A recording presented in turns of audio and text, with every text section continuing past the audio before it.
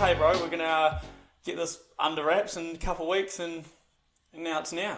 Yeah, exactly. We've lost so much time with the coronavirus. Oh yeah, 100%. Yeah, lockdown's great. Oh, bro, I'm enjoying lockdowns. Meter and a half. Sorry, bro. I was in your personal space there. Mate, personal space. I'm enjoying lockdown. Lots of people aren't. I'm fucking embracing the shit out of it, bro. Because I don't like leaving the house. Introvert. Hey? Introvert. Well, how are you dealing with it? I'm enjoying it, to be honest. Like, it's a good break for me. Yeah. So I'm doing a lot of learning. So I'm taking this time to trying to improve myself. So I'm actually putting myself through some coding courses and stuff at the moment, trying to expand my knowledge base on what I can do. Yeah. That's key, I reckon, especially because, bro, you can get so bored inside the house, and just fall into a trap of, oh yeah, I watched a fucking TV series today. Yeah. And it's always tomorrow. I'll start that tomorrow. That's the worst attitude, bro. Yeah, and I've done that before. I've let games before, steal my life. I years and years ago, I wanted to start doing something, and I just got so engrossed in games that I just never got around to it. And this time I've learnt my lesson. I'm not doing that again. So I've put a lot of controls in place for that, and I've set myself up a bit of a routine, which I think it get a bit of normality to the whole quarantine thing, right? So if it's just wake up, make breakfast, have lunch, watch TV all day, and then go to bed at night, and then repeat the next day, I can see you going crazy pretty quick. It's just monotonous. Same thing over and over and over. Weeks will just blend into each other. Bro, there's nothing worse than getting up of the day, not doing anything all fucking day, and then nighttime comes around and you're like, I get angry at myself, bro, and I'm like, I've done nothing today, and it's you start getting fidgety. It's I don't want to go to sleep. I haven't fucking done anything. Yeah, 100%. So what I've done, I was a king of procrastination, and for learning from my lessons, I like to try and analyze things and figure out where I've gone wrong. And what I figured out is, if I don't have a list of things to do for the day, I kind of just go about it willy-nilly, and I don't have the best memory. So I will say I'm going to do things, and I wholeheartedly mean it in the moment, and then completely forget about it later on.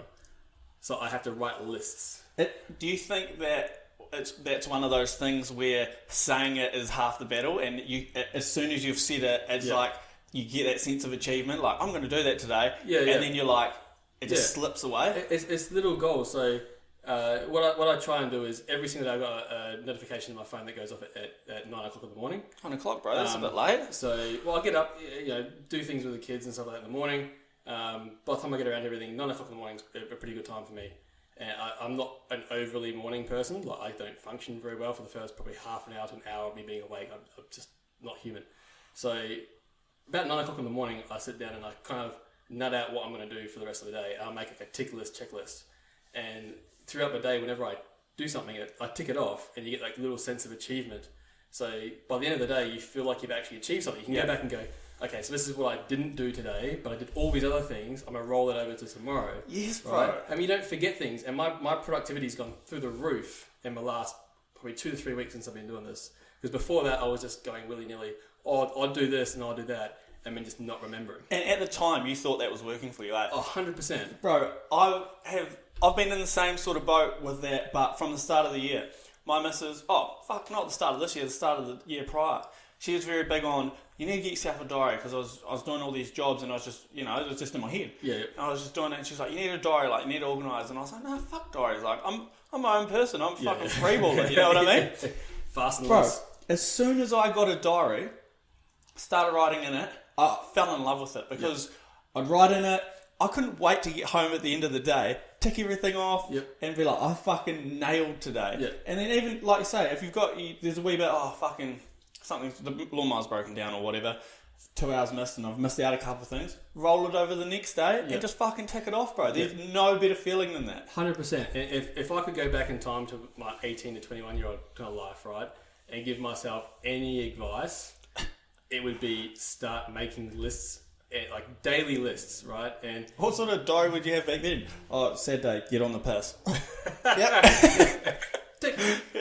No, it's just so my productivity's gone through the roof, and my sense of achievement is increased, and that increases your morale and everything else, because you're ticking things off. You get almost job satisfaction, because you're doing what you want to be doing and you're moving in the right direction, right? So I read a book a couple of years ago called Measure What Matters, and it covers all these different points, and one of them's OKRs, right? So objective and key results. It's what a lot of tech companies use instead of like a KPI, which is top down. They use OKRs, which is bottom up. And I've failed when I read the book at doing it then, but I've been trying to implement it in my life ever since. And the whole idea is that you have an objective. So you have a 3 months objective. So my 3 months objective right now is to learn a coding language, right? Yeah. So then you go, this is my objective for 3 months' time, and these are the steps I'm going to take to get there over the next 3 months. And while the overall objective is a bit of a stretch, like it should never be easy. Like you shouldn't be like, okay, so in 3 months' time I'm going to learn this. I'm going to set a goal that I can fucking smash. Yeah. So I'll piss it in. I'll start in 2.5 months, and I'm still going to kick the goal, right? Like it needs to be a stretch, right? So it needs to be, not blue sky, but just a bit outside of reach. You have to work towards it, and then you spend a little while breaking that down to steps, right? And then that becomes like your weekly goals. After your weekly goals, sorry, right? I just need to make sure this is recording. Yep. We're all good. So after your weekly goals and you start doing daily, you're just breaking everything down, right? Because if you try and tackle one big objective, it's like a mountain, right? Yeah, bro, 100%. Yep. But you break it down into little steps, it becomes little achievable goals. Yeah. And then you get that sense of, pride and it encourages you to keep going. It encourages you to wake up the next day and go, oh, what can I get done today? How can I move in the right direction? The whole point with OKRs is you've set your objective. You've mentally set down and gone, this is the direction I want to go in, right? How am I going to get myself from A to B? And these are the steps to do Baby steps. Yeah, 100%. You break it down baby steps. And it works 100%.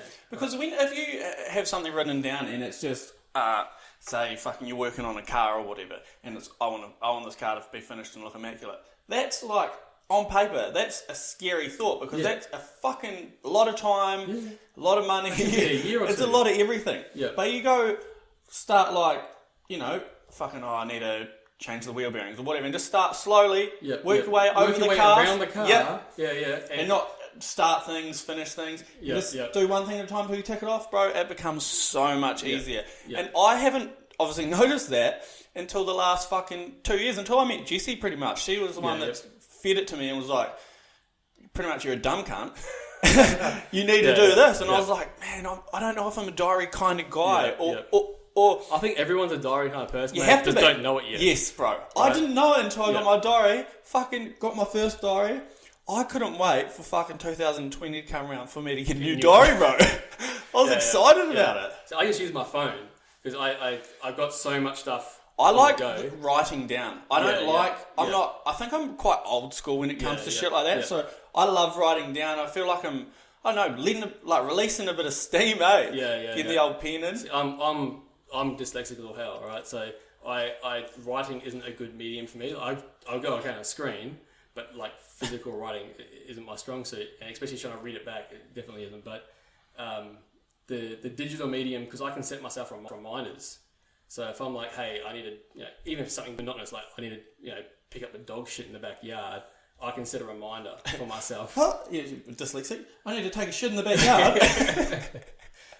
The wife comes in and she's like, there's this really big one. Is there something wrong with the dog? No, but like... So it's chicken carcasses you've been food now. But like, just doing things like that, I can set myself reminders, and while I plan things out and I have the best intentions when I'm doing it, right? If I don't have reminders, I sometimes will even forget to check my list, right? Yeah. So I set reminders throughout the day. To check your list. Because I'm like, so with Google Calendar, which I use religiously, you can set reminder time. So you can go, okay, so I need to pick up the dog shit in the backyard. I'm gonna do that, every other kind of day or every third day or whatever it is, right? And you can put that in there. So every day at 4:30 or 5 o'clock, pick up dog shit. Yeah. Right? And then it just comes up. So I don't forget, because otherwise I will forget. And having things like that, like every 3 days, picking up the dog shit, it's a 5-minute job. Yep. You leave it double that, it becomes, it's not almost twice as long. It seems to be longer. It's because you procrastinate and you're like, oh, that shit stacks up. That shit stacks up, bro. That is shit on top of shit. It starts breeding. It's like your shit makes more shit. Yeah. So I'm lucky with my dog. So he's, being a staffy, he's actually celiac, so he can't have wheat. So we feed him just raw chicken. So he gets raw drumsticks. He goes through 1 kilo of that per day. And you get the white shit, eh? Yeah, right, yeah. So, because there's a lot of calcium in it, right? Yeah. It's a bit more natural than biscuits and stuff. So when he shits, it comes out brown, obviously, right? And then within 10, 15 minutes, it's dries like up. a white chalk, and there's no smell. No flies, no smell at all. You actually told me that. I think I might have come around to your house once or whatever, and I seen it, and you told me about it. I got my dog onto chicken carcasses, and it was good. Like, same sort of thing, bro. It just dried up, turns into fucking dust. And no flies. Like, we don't get any fly issues at our house with it because it doesn't have, it just talks up. Oh, we had her on that same diet up until we got our second dog, China. But because she's growing and they want her on these puppy biscuits or whatever to get her to like max fucking size. We've just put Roma on the same diet. But I'd say I've noticed she's gained some weight. Hey, Roma, bro, she's fat now, eh? Yeah, bro, it's crazy. Take with legs. Yeah. But so we've chucked her on that. But as soon as the puppy stage is over, chuck her back on the raw food, bro. I reckon it's so much better for them. 100%. And it's easier on you. Well, we just go to Aldi. So $6 at Aldi, you get a 2 kilo bag of drumsticks. So we just divide that into 2. Oh, and true. It actually works out. So the celiac biscuits that we've got to get from are way more expensive than just giving them chicken. Yeah, that's pretty good. We've got a butcher down in Warwick Shops. They do $1 kg of carcasses. Oh yeah, chicken frames. Yeah, chicken frames. Yeah. That's pretty good. We were feeding Tyson that for a little while. He lost way too much size. Yeah, so I think that happened to Roma too, because she got quite skinny while we were feeding her those carcasses. Yeah. And now that we've got her back on the biscuits, fuck, people come around and think she's a different dog. What happened to the other one? Yeah. Oh, this one ate it. But so with the chicken frames, that's what we got advised to do by this dog trainer, because he was like, oh no, you do this, do that, it will be better for him long term kind of thing. It'll help him calm down a little bit and all that kind of stuff. And we started doing that. So he was having 4 to 5 chicken frames a day. And what sort of dog you got again? Oh, American Stafford. Yeah. And but is a boy or girl? Boy. Is he the same size as Roma, but or one of the bigger ones? He's a little bit bigger than Roma. Yeah. So, but he lost so much size to the point where I was monitoring it, right? And because the guy goes, he's going to lose weight, but it'll be got good. Your vernier calipers out? It'll be right. Yeah. Well, he goes, he will lose weight, but it'll be a good loss of weight, right? And as soon as I could start seeing ribs, I was like, no, that's it. Like he's not getting enough. So like we were monitoring it real good. He's always been a real lean dog. Like you've met my dog. Like he's got muscles on top of muscles. I just forgot the height. Yeah. And but so I was just keeping an eye on it. He's around his waist. He just started getting a little bit too thin. So started looking like a greyhound, eh? Yeah, well, he's just not getting enough. Dogs can't tell you, right? And he'll eat. Fucking my dog does, bro. Look at those fucking paw prints on the window. As soon as China doesn't get food, bro, she's just as bad as my pig used to be, bro. She'll start squealing and shit, bro. She actually reminds me of a spitting image of my pig that I used to have here. She just goes off nuts, bro, and fucking it gets to a point where you just have to feed it. So I'm convinced that my dog thinks he's a person. Right? So he's an inside dog, and he only really eats outside and shits outside and pisses outside. Yeah. He gets the word, like staffies are bad for FOMO, right? So like he'll sit at the door and bark to go out. So you open the door, he walks outside, loops straight back around, looks at you, gets FOMO that he's going to get locked outside or something, and then comes running back inside. And you're like, I know you need to go to the toilet, dude. Like, just go. I'll stay here. And you open the door again. I'll watch. And he'll run out and then turn around and run straight back in. Like, I'm back in. Like, I don't want to go outside because I'm worried you're going to close the door. I don't close the door. I don't do that for him. Like, I'll close it a little bit so I don't get flies in. But like, I'm just waiting for it. He's the worst FOMO. You should get one of those wee doggy doors, bro, that slips into your... Have you seen those? They slip into your fly screen? Yeah, we've had one. He fucked it. No, he gets a little bit crazy sometimes. Like time out. Like zoomies, like they run around and like crazy. And it gets to the point where he was like torpedoing through the door hatch. So he would run full bolt and just dive and lift his legs up and just torpedo straight through. And if there's like a kid on the other side or a chair or something, he'd clean it straight up. So we ended up getting rid of it because he was either going to kill himself by running through the window or he was going to hurt someone else. So we're like, nah, we just get rid of it. So maybe that's not a good idea. No, he's just too. He doesn't understand how big he is. I think he still thinks he's like a puppy. So he'll run straight through stuff and have no idea. I can see that how that happens, bro. Sometimes I forget how old I am. I still think that I'm like 18. Yeah, I still feel 18. Yeah, it's right? weird, like, people are like, do you feel? No, I still feel like I'm 18. It's crazy. Yeah, I look at people that are my age and they'll be like, if someone's talking about someone I don't know, and it's like, how old are they? And they'll be like 27, and I'm like, fuck, they're old. Yeah, and it's like, but I'm that age. It's fucking weird, bro. Like it's weird for me because when you're a kid, like when you're a teenager, you have all these expectations of like what it means to be an adult, right? And I'm learning now that like, don't have expectations on yourself. Expectations are the worst, bro. 100%. They kill you. Yeah, well, they limit your scope. Yeah. Right. So, I was trying to tell my kids this the other week, like, the biggest limiting factor on who we are and what we do is our own ideas of what we can do. Yes, bro. Right? And you end up limiting yourself and your own scope. This comes back to the diary situation, bro. You're expecting, do you know what I mean? You're expecting to, should be able to finish this today or whatever, and you don't do it, and then you beat yourself up about it. I'm supposed to be here by the time I'm 30. Oh, I don't have a house by the time I'm 30, and it's like, I've ruined my life. Yeah. Exactly, right? And might as well not get a fucking house now then. I'm gonna rent forever. Yeah. But like it's just life is. I'm convinced that I'm somehow doing life on hard mode just for shits and giggles. Yeah, just like Call of Duty. Yeah, hardcore. Yeah. But like I think if life was easy, it would be boring, right? And I like challenging myself with things, and I like trying to learn. Like I consider myself like not a know-it-all, but a learn-it-all. Like I will spend as much time as I can. I think you obsess. Yeah, like I will. If I find something interesting, like I will deep dive in that topic. Yeah, right? and you definitely do. Yeah, and I can soak up material pretty quick. But if I'm not interested in something, no matter how hard I try and focus and apply myself to it just does not sink in. I think that's kind of for everyone, though, isn't it? Like, if you're not gaining anything from what you're learning, like, who gives a fuck? Like, that's why I didn't do really well at school, because school to me there's no context, right? So, like I was learning something that not knowing how it applied to life. But you're also learning something that everyone else knew, so it's like it's not really that fun. Do you know what I mean? Yeah. It's fun at learning stuff that you're like, oh, that interests me, and then no one else knows about it, and you're like, Like, talk to me. If it doesn't apply to context, like if they're like, oh, do maths, right? So you're doing maths, and you're like, find the square area of this or whatever. Like unless you want to go and do, like carpentry, like lay carpet or lay flooring and stuff like that. There's not too many times in your life where you need to really figure that out. And it's not hard to know. But going back and looking at that when I was at high school, I wasn't like, I'm not interested in going down that path.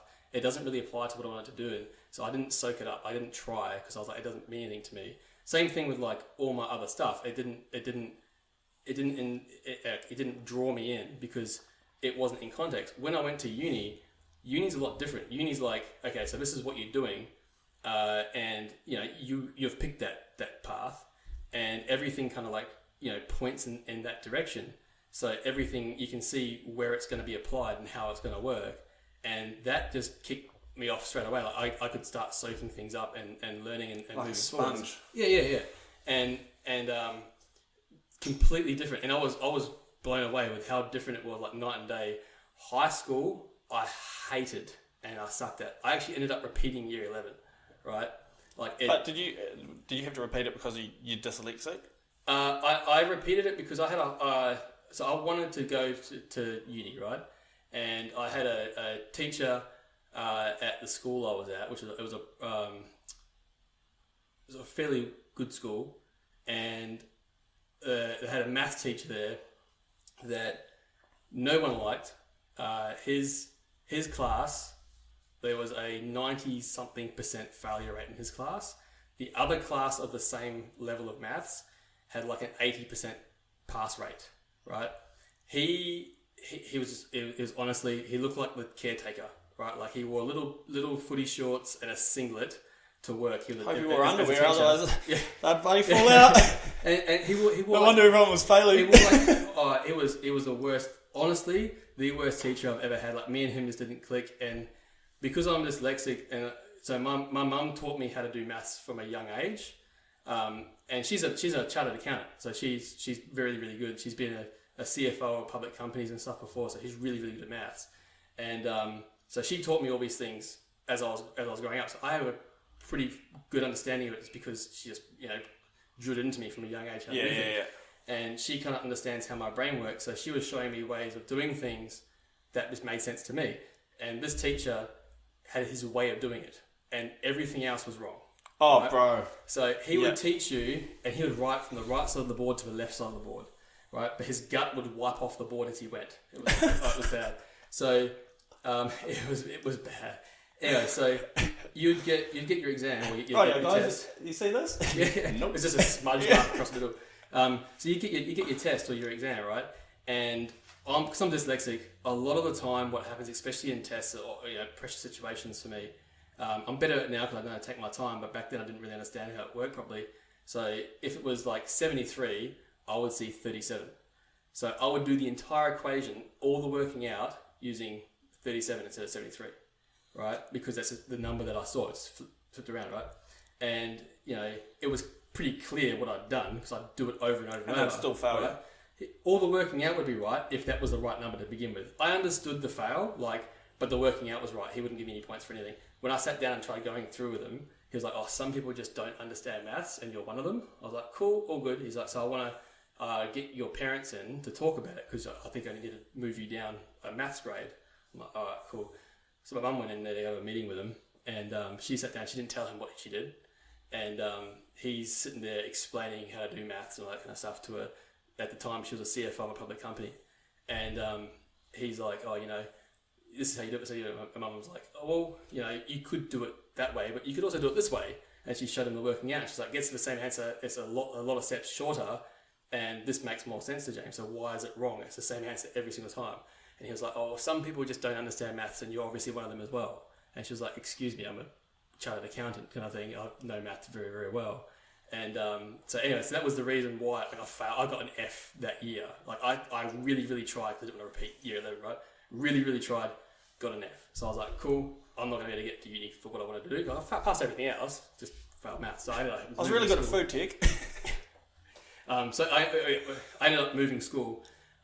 Good decision. Went to another school up Joondalup way, and met some interesting people. But overall, I passed. So that year, exactly the same maths, I got an A. And then went through and did year 12, and passed year 12 pretty well, right? And it wasn't a couple of years later I went into uni, right? Yeah. And I think there's so much pressure on high school kids to A, perform well, and B, when they're 16, 17, 18, have an idea of what they want to do for a job. Bro, I reckon that is the most craziest thing. Yeah. Like, looking back at it now, I left school thinking that I wanted to be a mechanic. Fucking did it for like 2 years. Didn't click with my boss. Yep. Couldn't do the paperwork for one side of it. I could do the hands-on side of it. I just couldn't do the paperwork. Yep. And my boss was just like, well, that's it. And I left my job. Yeah, and that's where it got left. But look now, bro, I don't even reckon... until like 23, 24. Even now, bro, I'm still working out like what I want to do. Yep. Coming out of school at fucking 16 when I dropped out, knowing that I'm going to do one job for the rest of my life, that's not... Well, for me personally, was never going to work, bro, because I wasn't just going to stick to one thing. I was always going to, just better myself or learn different aspects. I couldn't have just left school and been a fucking plumber. Yeah. Like, there was just no way in hell. There's nothing wrong with it. If you know what you want to do, no. And some people click. I know some people that went to, left high school, 16 years old, and went and become a chef, and they're still a chef today, and they fucking love it, right? Yeah. Because it just clicked with them. But I think that trying to put that on kids at such an early age, when they're still trying to figure out who they are as a fucking person, they don't even know. They don't even know. They've got everything going on, and they don't even know who they really are just yet. And you've got to make the drugs haven't kicked in. You've got to make decisions that are now going to affect the rest of your life. So you need to decide: are you going to go do this? Are you going to go to uni? What are you going to do at uni? What's your career path afterwards? And they're doing that when they're 16, 17, 18. Right, and they don't a lot of the time have any idea. Like, they might have seen it in a movie or a TV show or read it in a book. They don't actually know what that job's about, And I've talked to a lot of people that have gone and done uni degrees or like gone to TAFE and done not used them. courses, and they get out, they do like 3 weeks of the job, and they're like, I hate this. Yeah. Right. Oh, I know one girl that she got her degree as an accountant. Right. By the third year, she realized she didn't want to be an accountant. Right. She hated it, like to the point of like crying about having to go to uni. Right. But she put so much pressure on herself that she worked up into this big thing. She ended up completing it, so she got the HEX debt and everything else to pay back. Didn't do the job. Like, got a degree, refuses to use it, right? Because she put that pressure on herself when she was at high school that I want to be an accountant, not knowing what it was even like. It wasn't until she was at uni and almost finished a uni degree, she was like, this is really not what I want. Yeah. Right? My sister went to uni, bro. I think she did like 2 different things. I couldn't tell you what the fuck they were. Yeah. But she did, and she doesn't use them, bro. She's a real estate agent now. Yeah. And it's like, blows my fucking mind. Yeah. I think it's knowledge, but so you're still learning, which is great. Yeah. But because you can't put it into action and use it, it's like almost wasted time. So I think one of the big things that's going to happen in the next decade, and it's already happening to a degree, is a big change, a big shift in the way we educate, and a big shift in the way we kind of choose career paths. And I think it's going to be a little bit more, people getting out, people doing multiple jobs, a bit more hands-on. A lot of unis nowadays, there's a uni in the US that's actually, cannot remember the name of it for the life of me right now. They only just got accredited as a uni. They do pretty much, it's almost like TAFE. They do all hands-on. All their courses are all hands-on. So when you leave uni and you get your degree after 3 years, you're actually not just qualified, but you're job ready to go into a job. Whereas a lot of university degrees, you get the degree, and when you're not job ready when you get out of university, because you've learned stuff that's like 3 or 4 years old. So but when you go get a job, which nowadays a lot of jobs are like opening, like entry level position, must have an undergrad degree. Yeah. 3 years experience. Yeah. Right. And it's like, well, how do I get that experience? Right. Yeah. So a lot of these like newer style unis and stuff like that, and a lot of the older ones are starting to pivot towards it as well, is a lot more hands-on. Hands-on is definitely the best way to learn something, bro. Because when it's written down on paper, you're just reading words. Oh, 100%. Like, that's all you're doing. Yeah. I mean, the theory, but not the practice. If you're intellectual enough to put that all together and think, oh, fuck, I can do that. Yep. I mean, I'm not that type of person, bro. Yeah. I'm hands-on learner every time. If someone's explaining something to me and, like, I've got the option to be like, oh, can you show me how to do that? I'll do that every time because that's how I'm going to learn. I'm sure there's a lot of people like that. Everyone's different, and I'm quite jealous of people that can just read a textbook and go, I know that now. Yeah. I can put it into practice without actually having to do the practice. Dickheads. Right? I'm jealous of that. Like I will read something like 4 or 5 times before it even starts to sink in. Yes. Right? Because I'm dyslexic, I'll read the page. Read it backwards. Right? Yeah. Well, the first time I read something, I will read the entire page, get to the end, and have no idea what I just read. Yeah. Because I focus so hard on reading what words. each word is that I don't even string it together. So my first pass is just get the words, right? After I've got all the words, I can read through it the second time, and I kind of get more of an idea of what I've just read. And then by about I usually read most pages about 3 times. This is why I've moved to audiobooks. I can soak up audiobooks. Same, faster, bro. right? But but I also get really, really tired because I have to concentrate so hard, and it's such a slow process when I read a book, right? So as soon as I shifted over to audiobooks, I can do 2 to 3 books in a week now. Yeah. Right? And I smash out like my Audible, like just I've got a massive library of books now, and I'll go back and I'll reread stuff and re-listen. You mean you cheater? Re-listen. Just to try and pick, and I've probably read some of the books 4 or 5 times, and you're still picking up things on the things that you missed. Yeah. And it just kind of cements it, and for me that just works way better than me trying to read it, right? And you can do it whilst you're doing something else. I usually do it when I'm driving. So I whenever I'm in the car, I'm listening to audiobooks. Yeah, we know I'm usually the same. If I'm riding solo, I've got podcasts on or whatever. That's what I'm listening to because you're gaining knowledge whilst doing something else, and that's the benefit of it. Well, you got to maximise your time. There's not enough hours in the day, right?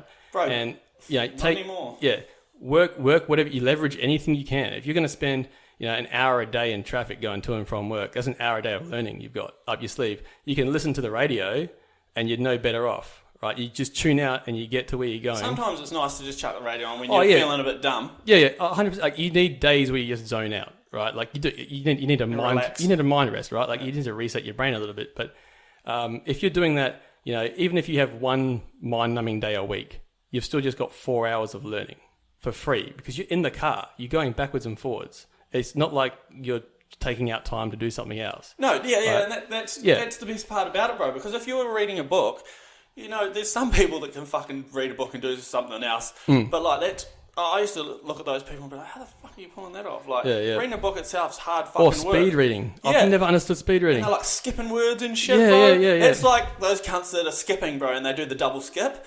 Fuck that, bro. That's hard shit. I went to school with a guy that could speed read, and I was so jealous. Like, he would go to the library during lunch, and he'd read an entire novel during a half an hour lunch break. I had a kid in my class at my school that did the same thing, bro. And he was like, he was so smart, bro. We were like 13, 14, and he was just like this abundance of knowledge, bro. And like, it was almost hard to talk to him. He was that smart, bro. And very like reserved sort of guy.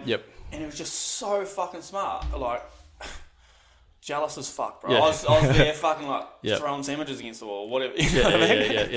Like, I look back on myself now at high school, and I had no idea of what I wanted to do. I thought I had an idea back then of what I wanted to do and where I wanted to go. But as I've gotten older, I've realised it's not where I want to go. No, it's not what I wanted to do. Well, it changes, bro. You change every couple of years. I think that every 7 years, your body cells change or some shit. Yeah, or you go through mental cycles, I think is what it is. So every 7 years, you kind of like pass into the next phase of life, right? And like, from what I remember, and this is going back, and you might know something different, but going back for a couple of years of what I read, it's like your brain chemistry changes slightly. So like your hormone levels change and alter every 7 years. You get like the next round of different things. Obviously, as men get older, our testosterone levels deplete and your growth hormone depletes and stuff like that. So I'm not sure. Fuck, I'm still humming, eh? I still feel like I'm 18. Like internally, I don't look it, but internally, I still feel 18. Like, but I know a lot more now, and I wish I could tell myself back then a lot of things that I know now. Everyone says that. Oh, 100%. But it wouldn't be that. No. If you knew all of it. It would be such a different ballgame, like, bro. I am very, very grateful that I am where I am right now, and that what I've done has shaped me into who I am now. I wouldn't change it. Like, there's things that I wish wouldn't have gone the way that they did.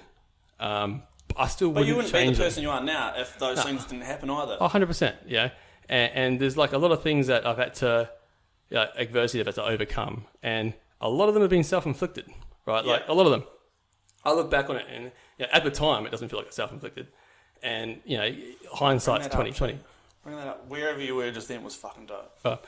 Hindsight's like 2020, man. Like, you do something and you look back on it, a year later, and you're like, what was I thinking? Like, where was I going with that kind of thing? Like, so it's just nowadays, if I could go back and just tell myself what I know now, it would reshape my entire life. But I still think that I would want to change anything because it's made me who I am today. Yeah, and you're lucky that you know all this now, and you've still got fucking 60 years under your belt. Yeah. I'm still young enough and hopefully fit enough to keep going and kicking on. I can't know if you're that fit. Do you so you obviously you didn't live in Perth your whole life? No. I moved around a lot as a kid. So my dad's an inventor. So he made this product called Letterhand. So he made that when we lived in New Zealand.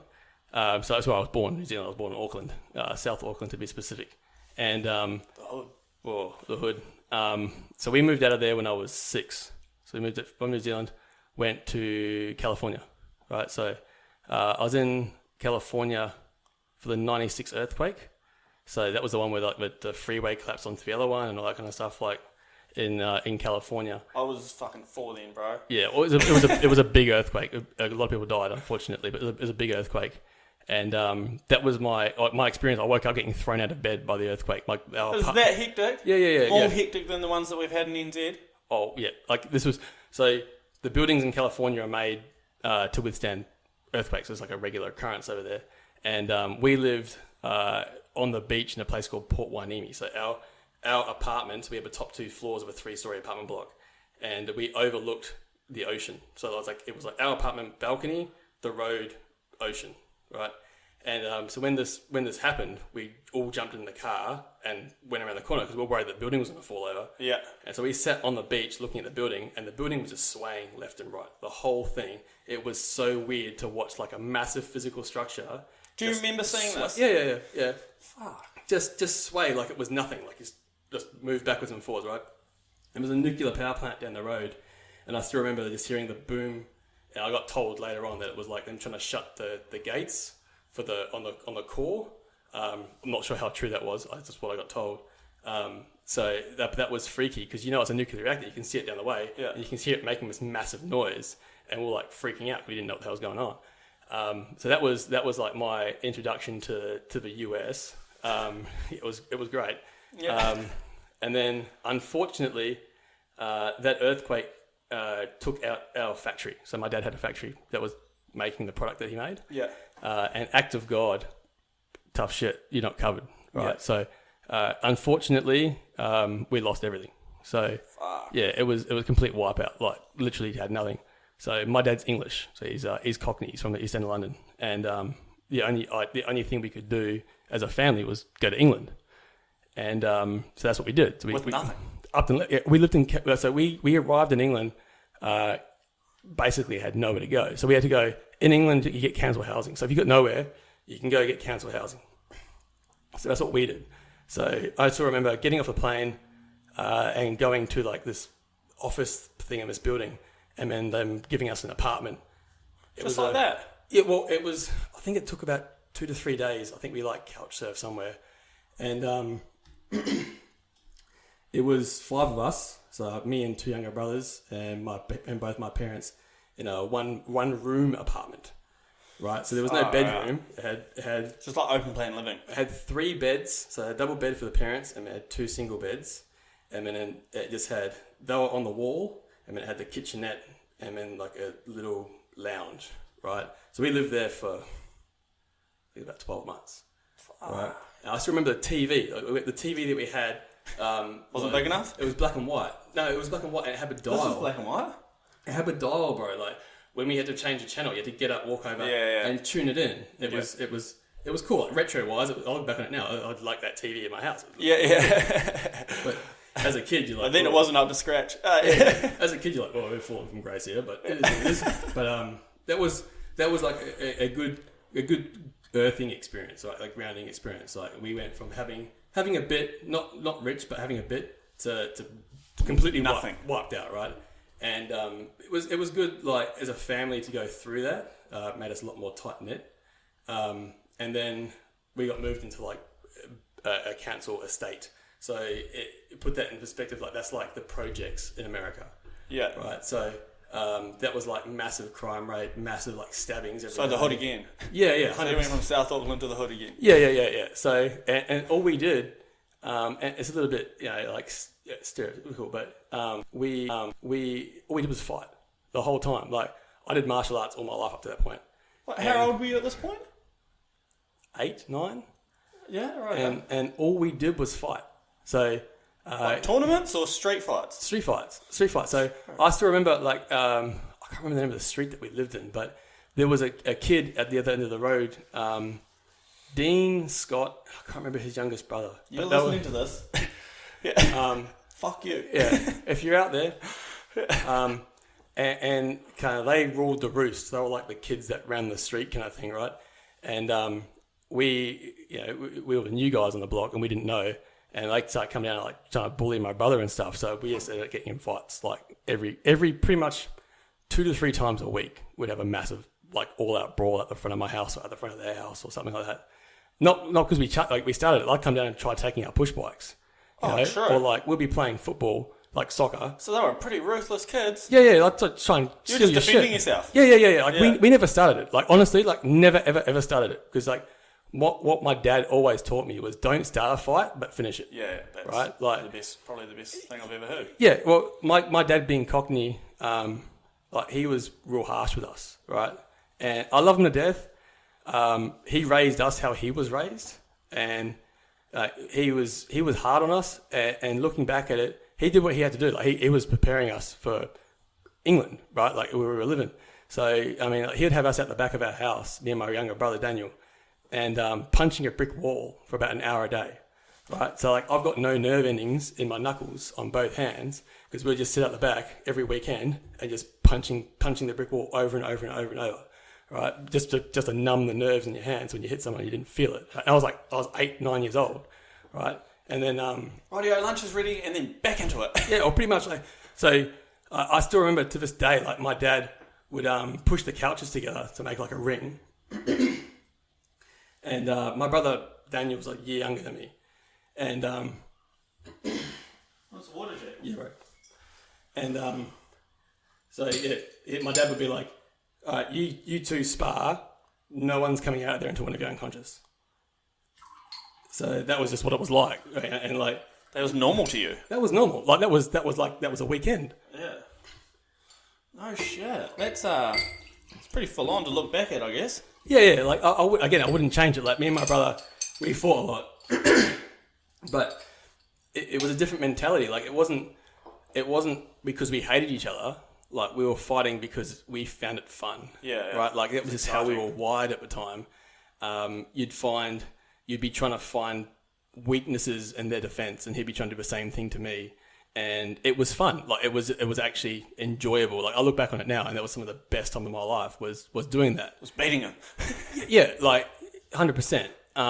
But like, you know, and that definitely prepared me for things. Like I was a bouncer for a long time, and I never had any issues because I could handle myself because of the way I was brought up. Yeah. You know, I pride myself on generally being able to take a hit. You know, you don't want to take a hit, but if you take it, if you can take one. Yeah. So, yeah, it definitely prepared me for stuff. But like, yeah, living in that area, like the government housing, that's right. Living in that area in the government housing, like, it definitely gave me something to get away from. So it definitely inspired me to be like, this is not where I want to be when I grow up, right? And I didn't hold anything against my parents. I understood, you know, shit happens, you know, and we're just making the best of a bad situation. So, and that's what you got to do, eh? Yeah. So while we were there, beat yourself up about it. Yeah, 100%. So while we were there, my mum was putting herself through uni to do accounting and all that kind of stuff. You know, so she was raising three boys plus going to uni and all that kind of stuff. So it was, you know, I am proud of what my parents did. Like, they didn't just sit back and just go, cool, we're on government money, let's just sit back and relax. They were both pretty proactive. My dad, unfortunately, has a workplace injury that he sustained in New Zealand. So he couldn't work. Like, he's got a back problem. He couldn't work. But my mum, real hard worker, real determined. So she gave me someone to look up to, kind of thing. Like, I was like, well, if she can do it, then, you know, we can get out of here, kind of thing, right? Yeah. And that was kind of like, that was the first time I'd ever been somewhere, and as a 9, 10-year-old, I looked at it, and I remember stopping mid-fight almost one time and being like, what am I doing? Like, why am I doing this? Like, this is like fucked up. Like, I shouldn't be enjoying this, and B, like, I don't want to be doing this in the future. Like, this isn't something that I want to. This isn't a career for me. Yeah, like, well, it's only so far you go before A, you start getting arrested because you get old enough, and B, you know, come across someone that thinks it's cool to pull a knife on you, or, you know, or a gun. So, it's something that you don't want to be going down. And I realised that, it would have been like 8 or 9, more maybe 9 or 10, and so like when we started talking about moving from England to Australia, I was like, that's it. So I made the deal with myself that when I come to Australia, I wouldn't even do martial arts. Like, I didn't want any part of it. I wanted to try. How old were you when you made this deal with yourself? Would have been about 10, right? So. Oh, you had it going on, didn't you? Well, I just didn't want. I didn't want that life. I didn't like. I know, but that's a young age to be realising that. Yeah, like I was because I was the oldest kid of 3. You're probably quite mature for your age. Yeah, so the way my dad worked is I was the oldest, so I was responsible for the other two. So if they did something wrong, I'd cop a beating as well as them. Because if they did something wrong, I should have stopped them. Yeah. Right? I don't agree with that as a parent, right? But he did the best with what he knew how, right? That's how he was raised, so that's how he raised me. I don't hold any grudges. Books in his time, mate. Nah, 100%, right? And you know, he did a good job doing what he did, right? And I don't hold anything against him for anything. You know, I'm quite grateful that he was my dad. He's taught me some great lessons, right?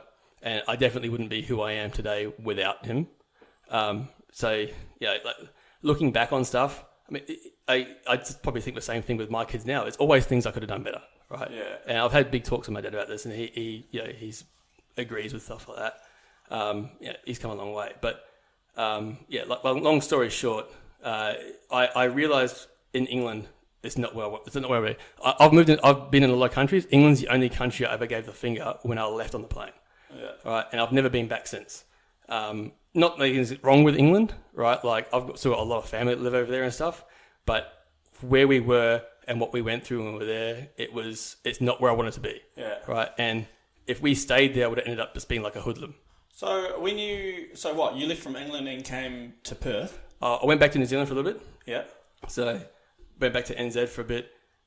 Then we left New Zealand and come here for the first time. Yeah. And how old were you then when you came to Perth? I would have been year 7. So I went straight into year 7, so whatever that is. We left England and went for the summer holidays, went to New Zealand.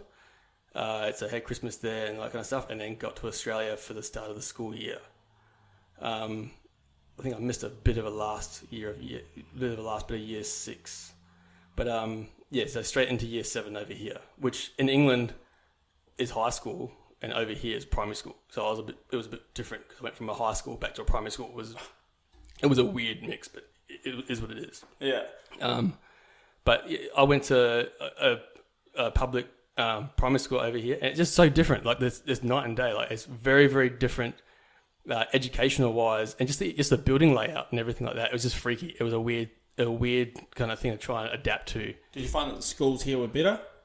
Just different. Like so, in England, you'd never get a split class. I never had anything that was like year 5 and 4 or whatever. And I got over here, and the first thing we did was had a year 6 and 7 class, and I was like, a bit odd. Oh, hang on, these young. Yeah. It was just. I was like, okay. And then that's just in England, you get one building, right? And all the classes are in one building. I mean, you got like a field, and then over here, buildings dotted over all over the place. Yeah. Right. And it was just a bit of a different thing to try and get used to. The biggest change was just the heat. Oh, bro, I was talking about this the other day on another podcast, and it's crazy because I came from Wanaka, so I came from fucking in the winter. It'd be like 0 degrees, you know what I mean? You'd be going to work or whatever, even school when you were at school. Came over here, and you're getting highs of fucking 35, 40. This was in 2012. Yep. And I used to think, fuck me, like this is hot. This is super hot. You got the aircon blasting. You're doing anything you can just to get by, just to survive. Fucking 5-6 years down the track, it's 35, 40 degrees. You don't even have the aircon on anymore. Yeah, You're just so adapted to it, bro. And I ended up going back to New Zealand in 2014. Went to a festival over New Year's, which is summer over there. Yeah, yep. It was 0 degrees, bro, at this festival on New Year's, and I had my whole fucking bag of clothes on in my tent. Lay it up, looking like the Michelin Man. No, it was so cold.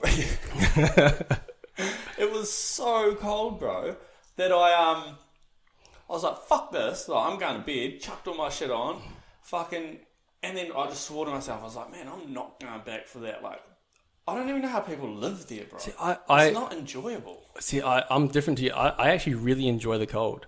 Do you? Yeah, I'm twisted. Well, no, a lot of people... do you know what's funny is? A lot of Australians enjoy the cold, bro. So I hear me out. This is my reason for liking the cold. You can very easily add layers. Yeah, but you can't take them off. If you go to the shops butt naked, you're getting arrested. Yeah. Right? So if it's like, 0 degrees to 10 degrees, pants, a sweatshirt, and like a hoodie over the top, and you're toasty, if it's 45 degrees, you're going down the road in like a singlet and shorts, it's still 45 degrees and you're still cooking. I think the reason that I like the heat so much is I've got real bad circulation, so I get cold hands and cold feet, bro. Like, even if it's 30 degrees, like, I'll be in bed and like my feet will touch Jessie, and she'll be like, babe, icicles. What the fuck? Yeah, and I'm like, man, I can't help it. It's just cold, so any heat's fucking good for me. Sleep Start wearing socks. Gloves. Yeah. I have to put socks on, bro, because otherwise I wake up and I've got like the flu, bro, because my feet are so cold. Yeah. Well, you lose all heat at your feet. See, I'm the opposite. Like, I will. Yeah, I used to laugh at people that did it, like, watching TV shows and stuff, and they got their feet hanging out the end of the bed. But I do that now. Like, because it's hot, right? And so I'm like, well, cool, foot out the end of the bed, and it just helps regulate my temperature. Yeah. But it's so hot some nights. It is so hot. Even with air conditioning, it is hot. Like, it's a different type of heat. I remember getting off the aeroplane in Perth when we first got here, and it's like a wave. It was all air conditioned the whole way through the terminal. Everything was air conditioned, and we were like, oh, this isn't too bad. The doors opened up and we walked outside, and it was like being smashed in the face with a heat wave. And I remember we all just looked at each other like, what the hell? I think it was like a 32 or 34 degree day or something. Yeah. And we're like, what the hell have we got ourselves into? Dry heat over 100%. But it, like, I remember the feeling of just like warmth smashing me in the face. And it was something I've never felt before. Yeah. Like, I don't think... Seeing I haven't left the country in so long, I haven't really experienced that. Because you experience it when you come back in too, because you go somewhere else. And then, like, when I went to New Zealand, it was cold, and I came back and sort of had forgotten what the heat felt like. But because I haven't left the country in a while, it's fucking... I haven't experienced that, but I know the feeling, bro. And it does. It's just like... it just takes over. It's brutal. Yeah. It is brutal. But it's fucking way better than being cold, bro. So I like the cold. I like it. Well, I thought I liked the cold, actually. I was in Sydney a year or two ago for a work function I had to go to. And when we got to the hotel, it was actually a pretty fancy hotel as well, work put us up at. And they're like, oh, something's happened with the hot water. There's no hot water on your floor. We're really, really sorry. And they gave me this big, long story. And I was like, that's okay. No worries. I have cold showers all the time. It's fine. So I got to my room, and, I've been on a plane all day. I stink. And when I go jump in the shower, put the shower on, literally just jumped in like, oh yeah, this is normal. Bro, I haven't been that cold in so long. It just drew the heat straight out of me. It was like ice. I had to wrap myself like a burrito in my bed to try and bring this warmth back in. Because your bones got cold. Yeah, the whole way. I was in there for like 30 seconds, and I was like, what the hell is this? It's like Sydney cold is cold compared to Perth. Perth cold water is like lukewarm. Yeah, by default. It is. Yeah, Sydney cold water was like, I'm pretty sure fucking ice cold. I'm pretty sure it was ice. Like it would have like crystallized on the way down. It was freezing. That's not a good start to the trip. No, it wasn't. And we didn't have hot water there for 2 days. I would have fucking bored the jug, eh? Yeah, well, they tried, compensating. Why don't they just chuck it on the floor? It was a business trip. I wasn't paying for it, so they can compensate however much they want. It didn't change my way. Yeah, that's true. That's true. It is what it is, man. But anyway, so life to me is a series of obstacles, and trying to get through them all. That's the exciting part to me. Like, if life was boring and linear and everything was easy, right? It would be boring and predictable, and that isn't enjoyable to me. You want it to be a little bit chaotic, a little bit all over the place, not knowing what's coming up next. It's good to have a plan, right? But not to have a plan so detailed and so refined, right? That like we touched on before, that if something goes wrong and it breaks that plan, that like you just throw everything in the air and you're like, I'm done. I don't know what I'm doing anymore. Like, my plan didn't work out. I'm crawl into a ball in the corner and cry. Yeah. So like that's the one thing that I've learned over the years, because I started off being very monotonous. This is what I want to do. This is how I'm going to do it. Blah blah blah. Like really really detailed. And when I wasn't hitting my goals, that kind of like bummed me out. Yeah. Oh yeah. You can fall into that trap so easily, bro. And you're not getting to a point where you're happy with, and then you just fall off the bandwagon, bro. And it sometimes it can be crippling, bro. Yeah, I was setting goals, but not setting a way to get there. So I was like, I want to do this, but then or not goals having... that weren't achievable. Yeah. So I'll be like, I want to do this, but then not putting a plan in place to get there, right? But being monotonous in where I want it to go. This is my plan. This is where I want to end up. These are the reasons why I want to end up here, and everything else. And that's because you didn't break it down. Exactly, man. But not having a plan on how to get there, just the destination. This is where I want to go, and then not really thinking much further than that, right? So, I mean, like, case in point was when I come to Perth by myself when I was 19. I moved to Perth. I had $350 to my name, and I was like, I'm getting out of New Zealand. I'm going to Perth. And I jumped on a plane, got to Perth, $350 in my pocket, and I was like, okay, cool. Didn't really think this through. And I was homeless for like 6 weeks, trying to figure out what I wanted to do. I was couch surfing. I had one friend that promised to put me up, and then her parents ended up coming back from Russia early. So she was like, sorry, you've got to go. So it was back to the park. It was great. It is what it is, man. Like I said, and I'm still grateful for that. That taught me humility. So like when I see homeless people, like a lot of people look at them and they're like, what have you done to get there? And they look down on them. It's a series of unfortunate events, and anyone at any time could end up like that. There's a lot of people right now going through the whole coronavirus thing that they thought they were on easy street. They thought they had everything figured out, right? And the world's flipped and things have changed. And I guarantee you there's going to be a lot of homeless people from this that couldn't get the support that they needed through no fault of their own, right? Yeah. And they might have been looking down on them beforehand, right? Like it's not, to me, it's not something to look down on. It's something to help. Right? Yeah. It's a symptom of a broken society. Is how I look at it. Yeah. Yeah. No. I even with homeless people, a lot of it's mental health as well, right? 100%. Yeah. And that's it causes mental health. Yeah. Exactly. Yeah. So it's from the steps that have brought them down and taken them down a notch, and then it just snowball effect, and they've 100%. Ended up in what I'd call probably the worst position you can definitely be in, which is being homeless. Yep. And then that's gonna fuck with your head, bro, because we're supposed to live in houses, and it comes back to that. Where are we supposed to be at this certain age? It's a preconceived idea of where we should be. Yeah. Right. So. And it's a spiral. So, like for me, when I was, homeless for a bit, I felt like a failure because to me, I had this idea of where I should be and what I should be doing, and I wasn't doing it because that's how I was told I should have been. Not because that's what I believed I should have been doing, but it's because of what I was told, right? And it wasn't what I wanted to do, but it was just what I was, what you're told. Okay, you're going to move out of home, you're going to go get an apartment or a house with your friends, you're going to do this, you're going to go to uni, you're going to do all these different things. And like that's kind of like, not forced upon you, but that's kind of like what you grow to accept. Yeah. Right? And because I wasn't doing those things, and it made me feel like a massive failure. Yeah. Right? And I beat myself up a lot about that for a long time.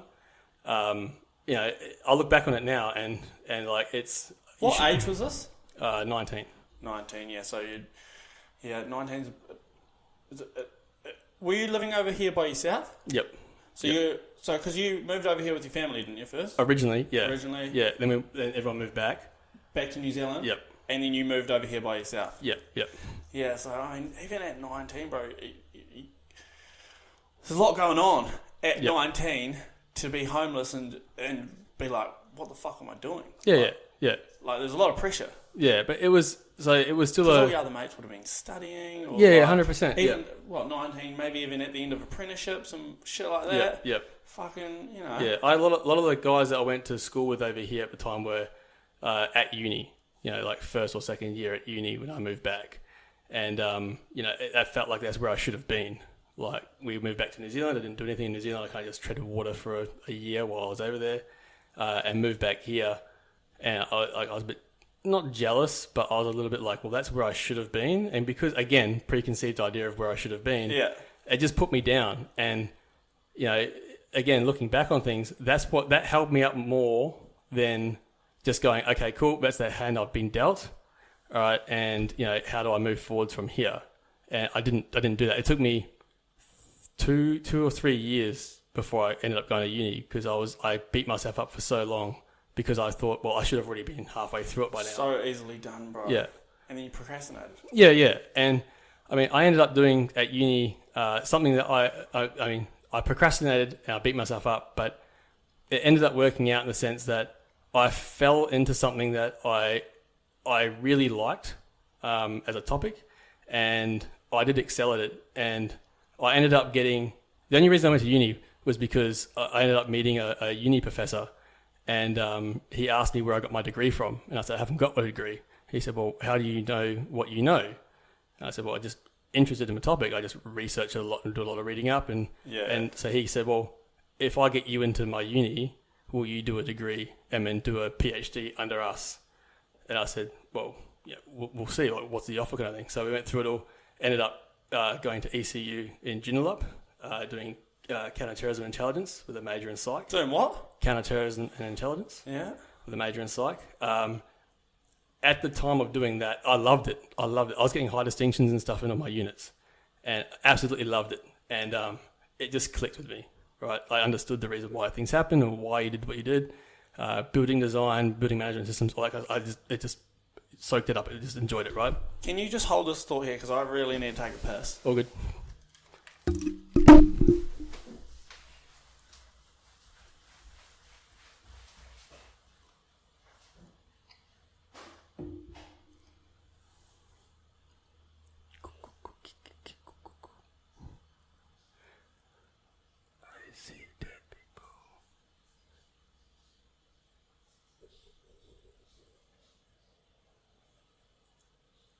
Regan, if you're listening to this, it's because you didn't edit it out.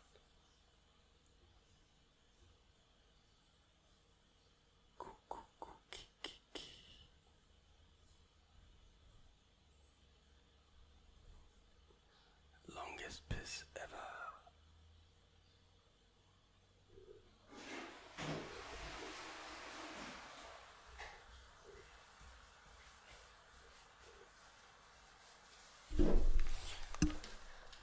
Sorry about that. Now, before you carry on with that, can you break it down about what counterterrorism and intelligence is for people like myself? Yeah, it was a little bit. It was like a new degree at the time, so it was information warfare and a whole bunch of different things. It had the career path of going and working for someone like the ASIO or ASA, which is... So ASIO is Australia's internal intelligence organisation, and ASA is Australia's external intelligence organisation. All working private military. So going through uni and doing what I was doing and doing all the, doing the units and stuff like that, and that's when I had my my son and then my daughter in quick succession, but not even a year apart. Got to a point where I couldn't juggle young family plus uni and give it all the time that I needed, right? Like, you got to do a lot of study. And my missus and I were both working full-time jobs to try and keep, head above water. And then, obviously with the kids and stuff like that as well. So Got it. Yeah. Well, I was working as a doorman at the time. Yeah. So I was working, 6 days a week at night, because obviously at uni during the day. And then she was working retail, right? And when we had my daughter, because I didn't have my son was with my ex-partner. And when we had my daughter, I was covering day shift while she was at work, and then she'd get home and I'd go to work, right? So I was having to watch my daughter during the day, and when you're trying to study and do everything else plus go to uni and all that kind of stuff, it gets to the point where it's just too much time. Too much, yeah. I didn't feel that I was giving my daughter the attention that she needed, and I couldn't give uni the attention that it needed. So I ended up dropping out. Sacrifice. Yeah, well, I ended up dropping out. Yeah. How many years did you get into that? I did 1 full year.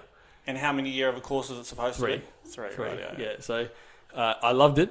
So I already had a whole thesis and everything outlined for what I wanted to do for my PhD and everything like that, which was all on. It was all on this system that I designed, and it was actually very, very similar to. This is going back. What was it? Would have been 2007, and it's very, very similar to what the Chinese now have as a tracking system, but a lot more. I'm very much of the people for the people, so a lot more geared towards personal rewards. So we live in, like, my belief is that we live in a society of rules, and if you break them, you get punished, right? And there's a lot of evidence that shows that, you know, living in a society where it's not proactive, it's retroactive, right? Yeah. So, and then trying to, you know, govern people by fines or prison time and stuff like that, it doesn't work, right? We've been trying it for a long time. Our prisons are getting fuller and fuller and fuller.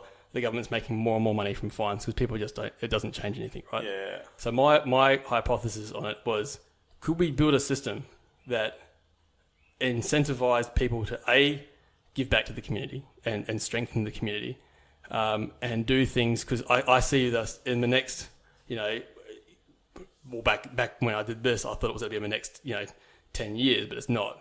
But I think in the next 10 to 20 years, we're definitely going to get a lot more mass unemployment we are right now with the whole coronavirus thing. Yes. But there's more and more companies moving towards automation. Technology taking over. Yeah, it's definitely going to happen. Yeah. And jobs that used to be very specific roles are now being a bit more broad, right? So you have to have like multiple skill sets for a role nowadays, because instead of employing 3 people, they want to employ one that's a jack of all trades. Yeah. Right. And you know, these businesses are pretty much governed by law, right? The CEO must do what's in the best interest of the company, right? Like, so, and the directors as well, like by law, by company law, have to act in the best interest of the company. Yeah. And when you look at something and you go, okay, so we can pay someone an hourly rate to do this, or we can just make a computer do it, and it's the investment cost of the computer. And for every 10 computers that we have 1 employee.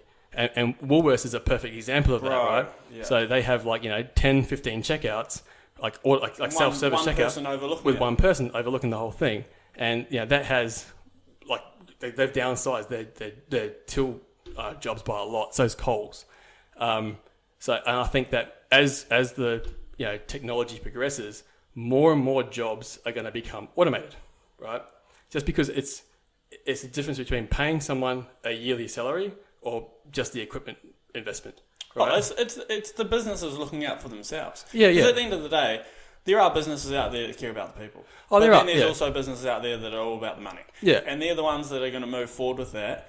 I mean, reliability, I don't know at this point in time how reliable those machines are. But like you say, once they've been around for 5-10 years, those things are going to fucking run by themselves, bro. They're only going to get better, man. And once that's in place, like, you get people get sick, bro. They can't turn up for work. Yep. These machines, those motherfuckers aren't catching the coronavirus. Do you know what I mean? No, they're still going.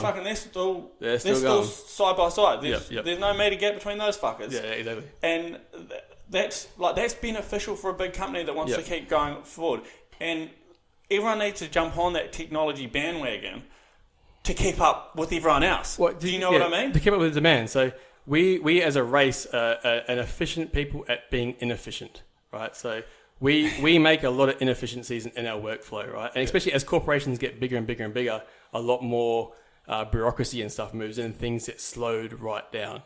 As they're bringing more and more machines in, a lot of that bureaucracy gets moved out, because it's instead of it being paperwork and things that slow things down, it's now just governance of how that system will work. It gets put in place, and those machines will operate within that governance on what it does and how it does it. It's not a constant bureaucracy of things that get approved and everything else. It just automates itself, right?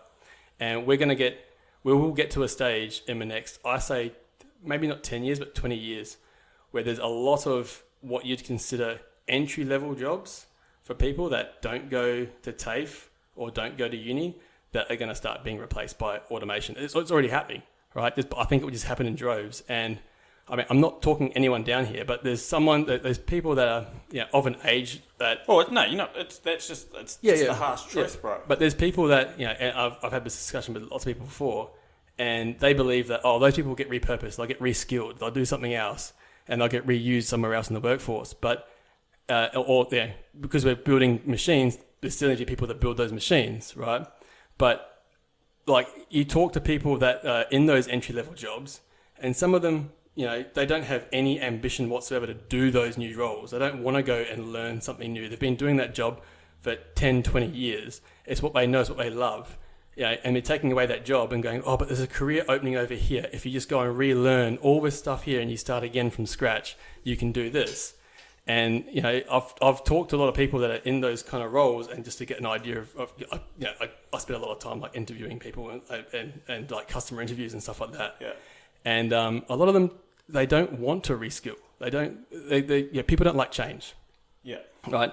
And, so inherently, as companies, especially public companies, because they act in the best interest of shareholders, not necessarily their employees, as more and more public companies start moving towards more and more automation, you're going to get a lot of people that are displaced from their jobs and don't want to retrain, right? Or there's no jobs for them, and the only jobs that they can go to will require like a technology component.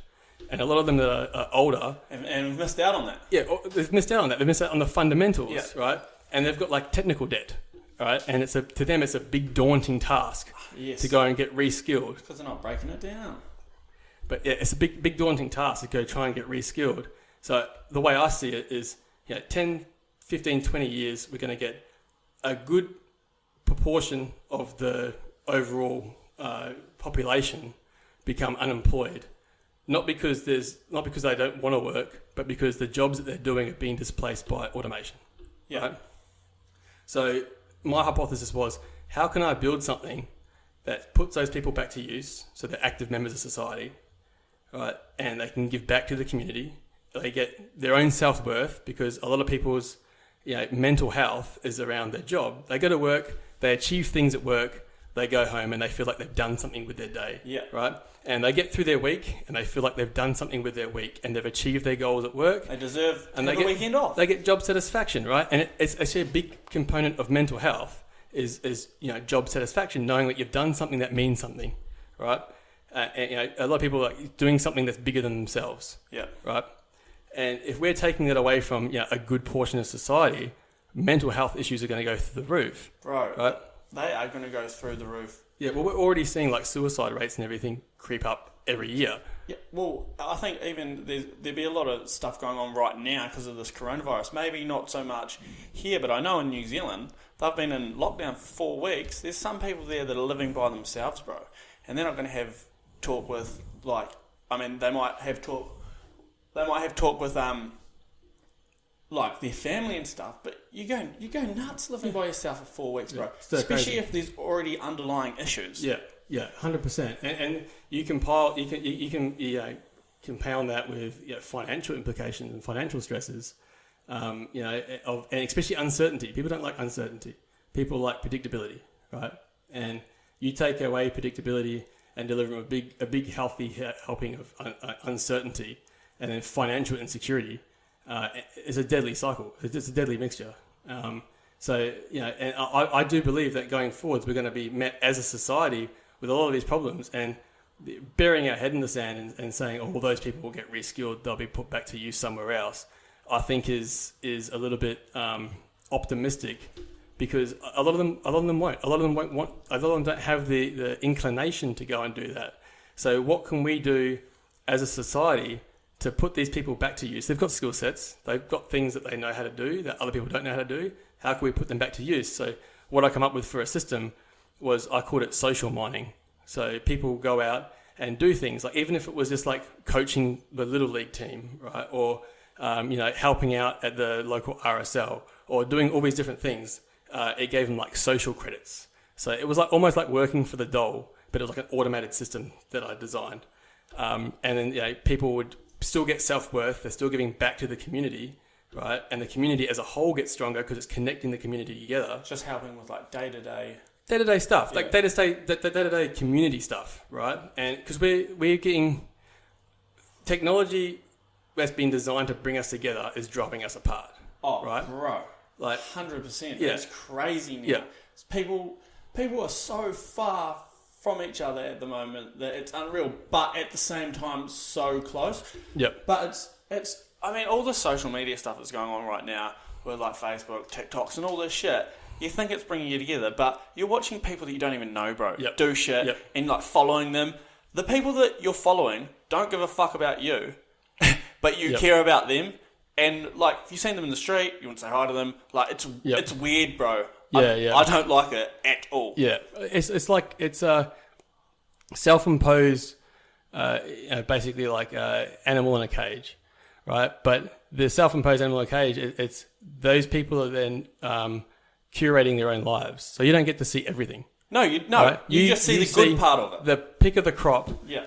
And they're showing exactly what they want to see and perceive of their life to other people. And then people are getting jealous of that and going, why haven't I got that? Bro, it actually gets me so fucking annoyed because people fall for it, bro. Yeah, 100%. There's people falling for the shit. Half of these people that are posting up shit, I don't know, like, what are they called? Fucking, what are the Instagram people called? Influencers or whatever? Yeah. Like, that's not even their real life. They're doing that for the grab. Yeah, 100%. 100%. And people are getting caught It's become a up. business model for them. Yeah, and that's their job. And they're making their life look all honky-dory, but behind closed doors, I can guarantee you that they're probably living just a normal life too. Yeah. They have ups, they have downs. Yep. You only see the fucking ups. You see 100%. them at their highest point. Yeah, their interactions are planned. Yeah. Right? Like the smart ones will plan what they're going to do, product placement, lighting, all that kind of stuff. It's not like a natural, hey, I'm at the shops, let's take a photo. It's fucking 30 takes. Yeah. And I've got the perfect shot. It's planned out. And then other people see that and go, well, how does she do that? That looks easy. Yeah, like, why is she doing this? How does she get this? How does she get that? Or how does he get this and how does he get that? And, people are now looking at other people and being envious of a life that person doesn't even have. Like, a lot of the time it's like borrowed equipment. People posting pictures of like them driving a Ferrari. They don't own it. It's a rent-a-car. Yeah, they're doing it for the likes. They're doing it because it makes them feel good. Yeah. And people that don't know that person directly see them online and go, oh, that guy owns a Ferrari. He's the same age as me. Why don't I own a Ferrari? What have I done? Well, where's my life gone wrong?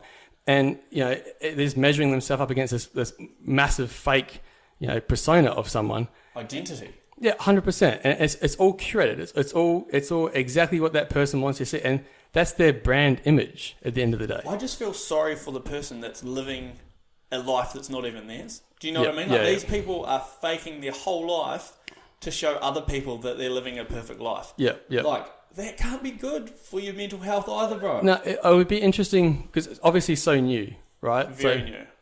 From probably the last 5 years? How long has Instagram been around? I've only been on it for maybe a year. I think it's pushing 10 years now, but it was obviously nowhere near as popular back in the day. But it's still a new phenomenon. Like the whole influencer thing. There's been influencers for a while. They weren't called influencers, but they're like, obviously celebrities were always influencers. So if you got them to endorse your brand, it was a big deal. But Instagram influencers, even like Facebook influencers, YouTube influencers, and stuff like that. It's still a relatively new career, and I don't think there's any real understanding of the social and mental implications of putting yourself under that pressure every single day to try and have a perfect life that you show everyone else without, and then a lot of them wouldn't be dealing with the mental problems that they're having, and a lot of them are living up to something that's they very likely have their own preconceived ideas of where they should be at. Yeah. And if they're not hitting those targets and they're posting up all these pictures and stuff like that, it's like sending yourself a mixed message. Yeah. Right. And I think that there needs to be definitely some studies done up on it over the next decade or two. I would say so. It would be an interesting area of what it would be, and like I said, the social and mental implications of basically a duff. Like you're showing one side of you and doing something completely different behind closed doors, and that would be in and of itself very, very intense mentally to try and hold those two different things. Especially if you're not true to what you're doing. If you're an influencer and you're enjoying what you're doing and you're doing it because you love it, that'll be a bit different. Yeah, and I think that's cool. Like that's cool if you're just a natural born influencer and that's your thing. You want to go out there and fucking promote shit and like push it or whatever they do. I just find it so hard to wrap my head around because as soon as I'm doing something that's not myself, bro, I feel so uncomfortable. Yeah, you get like imposter syndrome. What's that? Like, you feel like an imposter. Yeah. Yeah. It's like I don't know. I just feel so odd. Like I almost feel like awkward, bro. Like I'm doing something that's not me. Or fake it till you make it. Yeah. But it's not. It's almost on a different level of fake it till you make it. Yeah. And I just don't know how people could just do that 24/7. If they enjoy it and they like it and they want to make their life so public, all power to them. But it's definitely not for me. I'm relatively private on social media.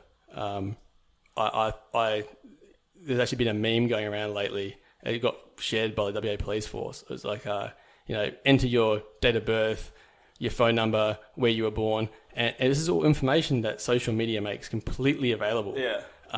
Especially when people are filling out stupid quizzes that their friends tag them in and all that kind of stuff, and they're giving away enough information that a lot of it can be like Hack them. 100%. Yeah, it could just be an attack to get their data. Like it could be what they call social engineering, right? And people nowadays are so willing to give away low level, deep personal information for a little bit of convenience. For nothing. For pretty much nothing, right? And they're giving away massive amounts of data they don't know who, they don't know where, they don't know how it's even being stored, for a little bit of convenience. And we have been conditioned to do that, right? Like over the last decade, especially with apps and stuff like that, we've definitely been conditioned to give away data without thinking about it. And data in of itself is a massive asset. Like it's crazy. It's crazy that it used to be worthless, bro. Yeah. Data used to be worthless until someone worked out how to monetize it, and now it's just gone fucking crazy. Yep. And data is everything now, bro. If you understand what data you're getting, right? Like data-driven analysis and decision making makes a massive difference to a company, right? And companies like Google that collect so much data all the time about every aspect of your life. Apple does the same thing. Microsoft does the same thing. Every single aspect of your life, they categorize and store about what you're doing. And it's getting to a point now where their AI is able to predict what you want before you even know you want it, because they know you've searched this, you've done that, you've read this, there's a pretty good chance that you're going to want that, right? And it's getting to that stage, and it's getting to the stage where you're going to start seeing adverts for things that you don't know you even wanted. Haven't even thought of yet. Yeah, haven't even thought of yet. And I mean, like there's a good isn't that a cute wee cat? There's a good doco on the whole thing that happened with Cambridge Analytica, and people saying, well, I said about cat biscuits, with my phone in the room. I don't even own a cat, and now my phone's like Facebook showing me like cat food, right? But they did the guy behind the whole documentary kind of went through it and figured it like the algorithm kind of sort of stuff. Facebook has enough details on you and the Facebook pixels that people embed in their websites that they can track pretty much everywhere that you go online and what you're looking at and everything else. And their algorithm is now so advanced that they can start to predict things that you want before you want them with a very, very high level of certainty. And that's where their advertising engine comes from. And that's what their monetization is. If you're not paying for a product, you are the product, right? And Facebook just turns you into the product, right? So they're allowing businesses to market directly to you, right? So they got a captive audience, right? And the number one place that people look at Facebook is generally on the shitter, right? And they're going through their news feed. And they've got a captive audience in that time frame to show people whatever they want to show them. When I'm on the shitter, I'm rubbing one out. Multitask.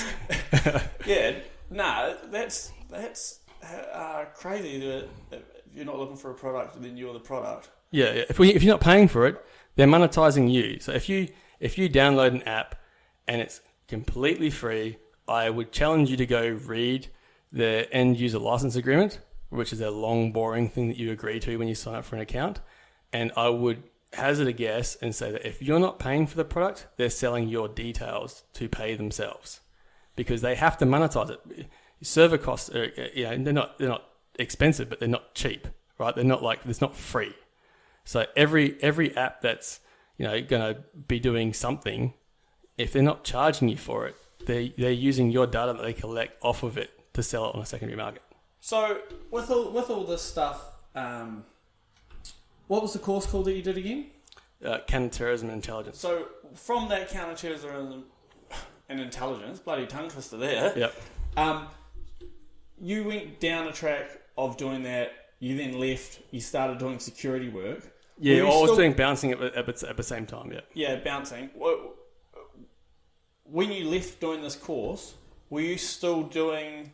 Because like you're obviously very clued up in the computer side of things, like very clued up.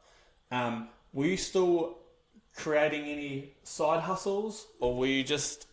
Did you just designate all your time to your kids? What was going on there? Because you've since I've known you, you've always had something going on. Yeah. So I had that first idea, which is kind of what got me into uni, with that biometric system that I designed. So it used palm vein identification to basically interact with everything. And then there's a whole security layer attached to that, and then there's a whole, like I said, social mining kind of inbuilt into that as well to try and help the community become stronger. And then a whole bunch of other things that other systems have now come out and started to replicate certain areas of it, but not the full thing by any means. And I still think that something like that needs to happen. When I left uni, I was still working on that idea because I still truly believed in it. I just didn't have the connections that I have now. I didn't have the ability to make it a reality. And again, like we said before, putting things into practice is how you learn. And I was trying to build a company with no experience in how to build a company, with no support network, with no understanding of who I should be talking to, how I should be conducting myself to try and get other founders on board. Didn't even know founder groups existed and stuff like that. So you basically threw yourself in the deep end and learnt what you had to get it going. Yeah. It's not a bad way to go about it. Oh, it isn't, 100%. And we got to a point where I had a potential investor that was interested. So we were looking to raise $2 million. And we had an investor that pretty much was going through due diligence at the time. And we're going through literally everything, and it was taking months to do. And then the recession happened in 2008, and that person's net worth quartered pretty much overnight. So he stopped everything. Was this an Australian-based investor? Yeah, it was a Perth-based investor. Oh, yeah. Made a lot of money in mining, and unfortunately, he had most of his shares tied up in most of his assets tied up in shares and stuff like that. And when the 2008 housing crisis hit, he lost a lot, as did a lot of other people. But unfortunately, basically, that took the deal off the table.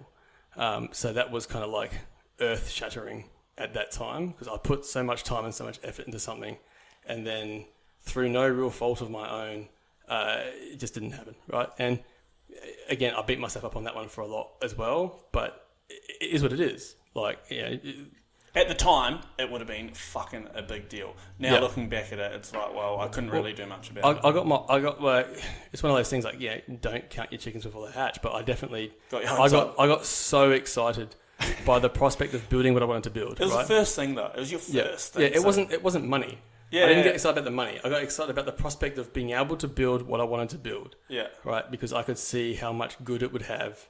And we had a full rollout plan, starting with schools and working our way through schools and making schools safer, and then moving on into the entertainment industry, and then moving into government departments and all that kind of stuff. It was a proper go-to-market strategy. It was all worked out, all strategized out. What I didn't know then, which I know now, is that your idea and your execution are very often two different things. And the idea that you have and the destination that you want to get it to, it's not a direct linear path. It's not A plus B equals C. It's honestly, you have an idea, you have a destination that you want to get to, but you don't actually know where the destination is. You have an idea of where it is, like you have an hypothesis of, I think this is where we're heading and where we should go. The path isn't... Is it where you think it's going to be, or where you want it to be? Well, it's a hypothesis, so you have to document it. So you go, this is where I think the opportunity lies. Right, I think there's a open white space in this region here as a market opportunity, and this is how we're going to capitalize on that. Like, this is our go-to-market strategy. This is what we're going to do to either capture market share or even just to start small, 0 to 1. This is how we're going to do what we're going to do. I didn't know that back then, so I didn't know that I could break my system down a lot more than I was. Yeah. And I was married to the idea of what I wanted to do much more than the ability to execute it. And it got quite disheartening when it didn't go exactly to plan and when I couldn't do exactly what I wanted to do, because I wanted to build this full big system instead of going, hey, we can scale it right back and build with one very, very specific part, do that really, really well, and then start scaling it out. I didn't know that back then. I didn't have that knowledge and that experience. And I thought that everything was a linear path. I thought that a business was, do this, then do this, then do this, then do this, and then there's success. Yeah. And anyone that's done business before will tell you it's not like that at all. It's if you were drawing it on a map, there's more obstacles than you think. Oh, 100%, 100%.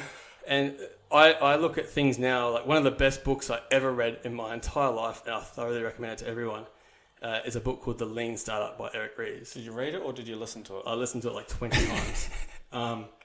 It's basically applying the scientific method to a business, right? Or to a startup.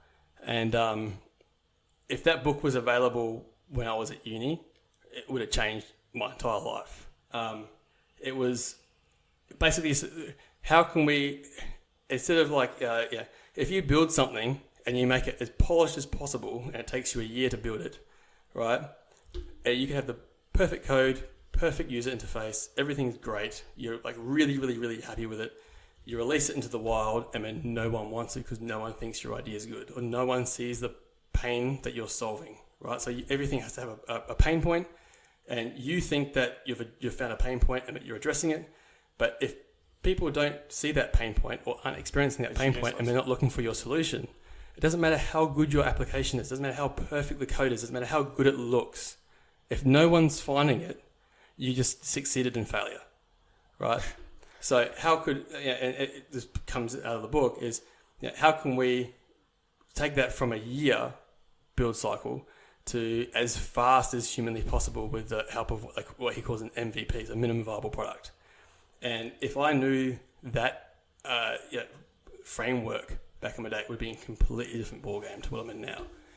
I know that now, so that's what I apply now to everything that I do, is how can we disprove my hypothesis, not try and prove it. So if I come up with a hypothesis, it's how can I disprove my hypothesis? Yeah. Because if you are trying to disprove something and it keeps coming up true, right, then your bias is taken out of the question, and you know that it's true. That's true, yeah. Right? But if you've got a hypothesis, pretty much play devil's advocate. Oh, 100%, right? And it's hard. It's hard, especially if it's your baby or if it's something that you really, really care about, right? And then trying to pick holes in it and find the issues with it.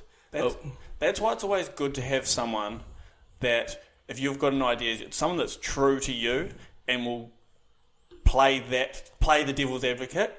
Because if you have someone, you come up with an idea and you've got someone there telling you, oh, that's a great idea, that's a great idea. Echo chamber. Yeah, exactly. Yeah. And then it's just like, you need the person that's going to fucking put you in your place and say, that's fucking shit, or that's not going to work. She's my wife. Yeah. She's fucking amazing.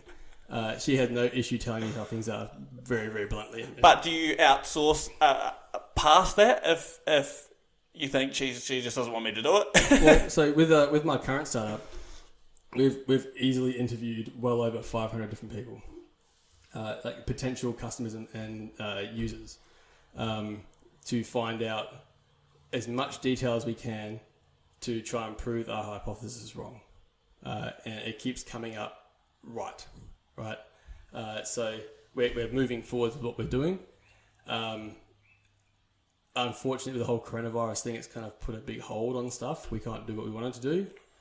Corona's put a hold on the whole fucking world. Put a hold on the world. and we're definitely not the only ones that have been affected. We're probably not the worst that's been affected. The industry that we're targeting, the entertainment industry, like nightclubs and hotels and pubs and all that kind of stuff, that's definitely been put on ice completely. Like they're all shut, especially in Australia. Other places around the world, they're either very restricted or they're shut as well. So that industry that we're going into and targeting with our solution doesn't exist at the moment in any capacity. So we're kind of been a little bit dead in the water. So we've been doing a little bit of soul searching and where can we pivot? How can we leverage this opportunity? Because everything's an opportunity. It just depends on which way you look at it. Yeah. How can we leverage this opportunity to move us forwards in the direction we're going to move in? So we've come up with a few ideas. We're working with a few of our clients to try and move this forwards in a positive way and being a little bit more. We're focusing a little bit on social, basically like social, the social good, right? So how can we build technology that will help post coronavirus lockdown, all right, and bringing these businesses back online and then scaling them up from being. Our hypothesis is that the government's going to do the opposite to how they lock down. So it went from you can have 500 people inside your venue to 100 people inside your venue to no people. Right, so we think it might go the reverse, but they might scale it up much slower. So it might be 50 people inside, and there might be 100 people inside, then it might be 150. They could do it every week. They could add 50 people, or they could just go the whole hog and just go up in a couple of hundred people increments every time. We don't know. I would imagine the government doesn't know either at the moment. So our way of thinking right now is how can we build something that addresses that pain point, that is socially responsible with the whole implications of a pandemic, and helps these businesses deal with that in a way where it doesn't hinder them and it gives their users, their patrons, a better experience at the end of the day. So that's what we're brainstorming and working on right now. I think there's a definite massive pain point that's going to be faced by a lot of people, a lot of patrons that are going to go to these nightlife areas, especially when you come off of lockdown and they want to go out and party. They're going to be told you can't come in, we're at capacity, because a venue's usually able to take 1,000 people and they only let 100 people inside. Yeah, I haven't even thought about that side of it. Yeah, but they're going to have to do a bit of a slow release on that, I'd say. Yeah, but you get the implications of you can't have 100. You can only have 100 people inside, right? But then you've got a line of 900 people outside. 900 people outside, and they're not social distancing because there's a massive line outside, and then that becomes a social implication of you only have 100 or 50 people inside, you've got 900 outside. How is that being socially responsible? So that's the pain point we're kind of looking to address at the moment. How can we make that experience better? As a patron, you don't want to be rocking up to a venue and been told there's no chance you're getting in tonight. Right? No. Like if you've just gotten ready, you've got excited, you're going out with your friends. You haven't caught up with people for a long time because you've been on lockdown. You're like, let's do it. Let's go out this weekend. The bars are opening back up, and you get there and you're told you can't come in. Like we're at capacity. We're at capacity half an hour after we opened, and we're probably not going to. And like there's a 2-hour long line already. You're probably not going to be getting in tonight. So how can we build technology that helps work that through in a way where it's beneficial to the venue and it's beneficial to the patron? So is this what you're thinking about at the moment? Is this gonna come under Appollo? Or yes. Is this? Yeah, it'd be Appollo. Right. Yeah. So it's just a pivot. So like I was saying before, every business it's not a linear A plus B equals C. We had a core idea. My belief is that the entertainment industry, like nightclubs and bars, there's a massive white space there for tech to come in and drastically improve the overall experience of people's night out. Give them more time to do what they want to do and enjoy themselves better and get a better experience overall. I think that it's being kept very, very old school, like bars and pubs and clubs to an extent haven't changed in a millennia. Like, you go into the venue, you walk over to the bartender, you order your drink, you pay for your drink, you rinse and repeat. Hasn't really changed. I think the only thing that I've seen implemented that's like a bit of a game changer was, do you remember those barmaids you could buy and you fit about 3 litres of beer in them? Yeah. And you have them at your table? Yeah, yeah. And I think they cost, I know back home, because my parents own pubs back home and they used to have them in them. They were like $30 to fill up. They get you 3 litres of beer. Yeah, yep. And that would stop you from having to go to, back to the bar. But the catch-22 to that was your beer would go warm. Yeah, 100%. So that's the only thing that I've seen change in like that industry. Like, other than that, it's still very similar to what it was. Yeah, and the technology that they're bringing in stops at the door. Like these ID scanners and stuff like that, it doesn't really follow you in the venue. It just stops at the door.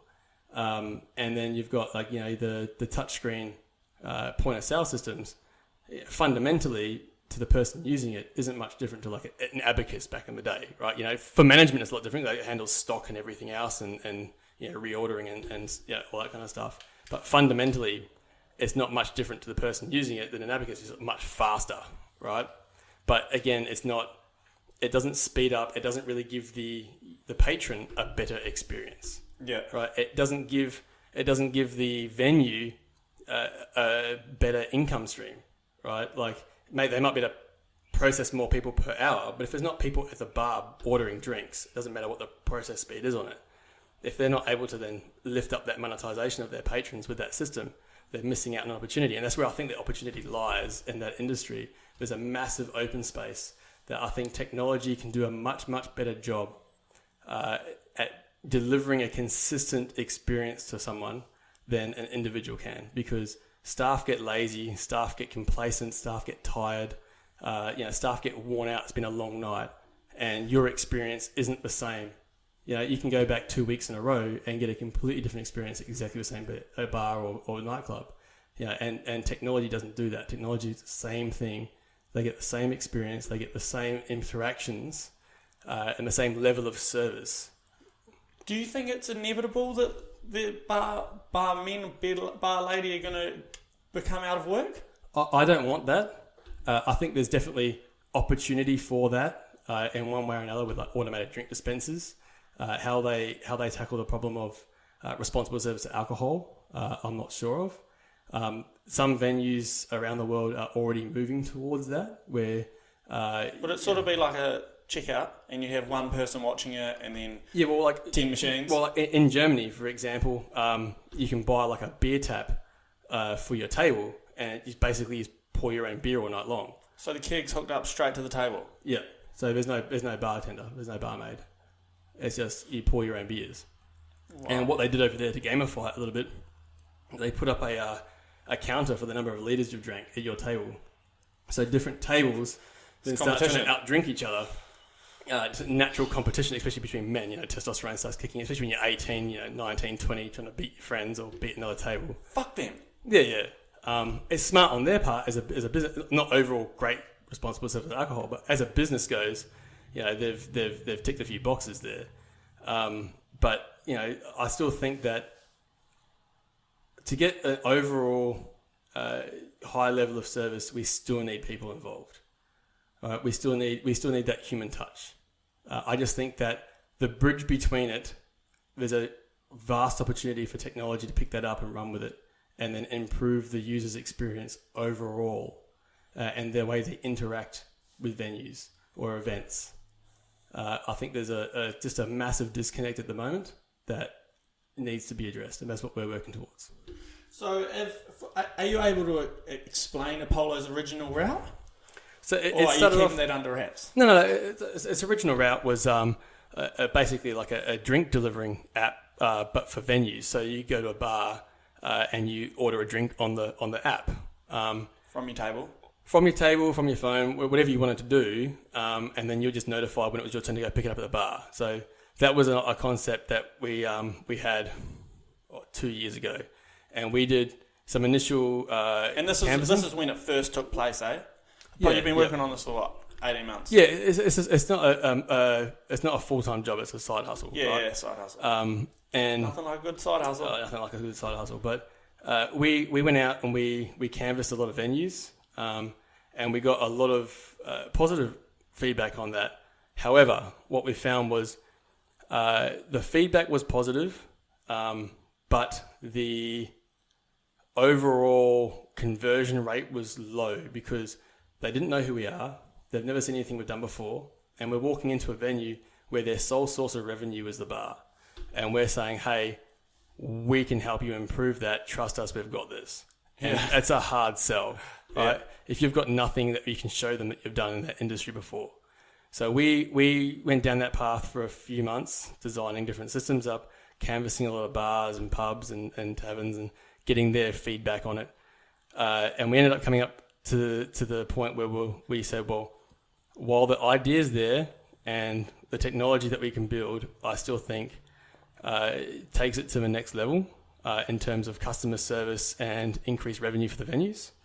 Because what we were going to do is vastly different to anything that I've seen so far. And we do competitive analysis all the time of different apps that we see come out to see what they're doing and how they're doing it. And our system that we designed for that, I still feel is a lot different and a lot more geared towards A, monetizing the patron better for the venue, and B, giving the user a better experience for using it, right? Giving them a reason for using it. A lot of the other apps, they don't give them a reason to use it. So they end up, like when we canvass a lot of people that have used apps before at different venues, a lot of them struggled, A, to use the app. It wasn't a straightforward intuitive design. But they also didn't reorder via the app because the ordeal of doing it the first time put them off the second time. Yeah. Right. And that was echoed through multiple venues that we went and interviewed customers at that were using different apps. And I think that the overall user experience attracted from what the pain point was. The pain point wasn't strong enough that the technology that they built wasn't answering it in a way where it was a trade-off where a person would go, hey, this is solving a pain point that's so hard for me to solve, and it's making it so easy that doing this is a good payoff. So it wasn't enough. It wasn't. It's got to be an order of magnitude better, right? If you're not doing something 10 times better, then people, especially when they've been drinking, they're not going to go, hey, let's just do this over and over and over. Let's spend 5 minutes looking for a drink in the menu because I can't search for it properly, right? Yeah. So, it's just, it is what it is. And we sat down as a team and we decided to pivot and we moved towards what was I, area expert in, so to speak. And for a long time when I worked on my door, I had an idea, which was a part of my first system that I talked about earlier that got me to uni. I had an idea of, how could we work the line better? How could we do that in such a way where A, it gave the user a better experience and it generated more revenue for the venue. So we pivoted towards that. It would have been May last year. So I pitched the idea at startup school, so Techstar startup school. So startup weekend in Perth, held at Riff in the CBD, and got a team together. We should get a relatively big team together for the weekend, and we went out Friday night and Saturday night to hit the pavements in Northbridge and just try to canvass as many people as possible to confirm the idea. And we ended up getting three. Interesting. Well, we ended up getting 3 venues that signed up for MOUs that weekend alone for what we were doing. Yeah.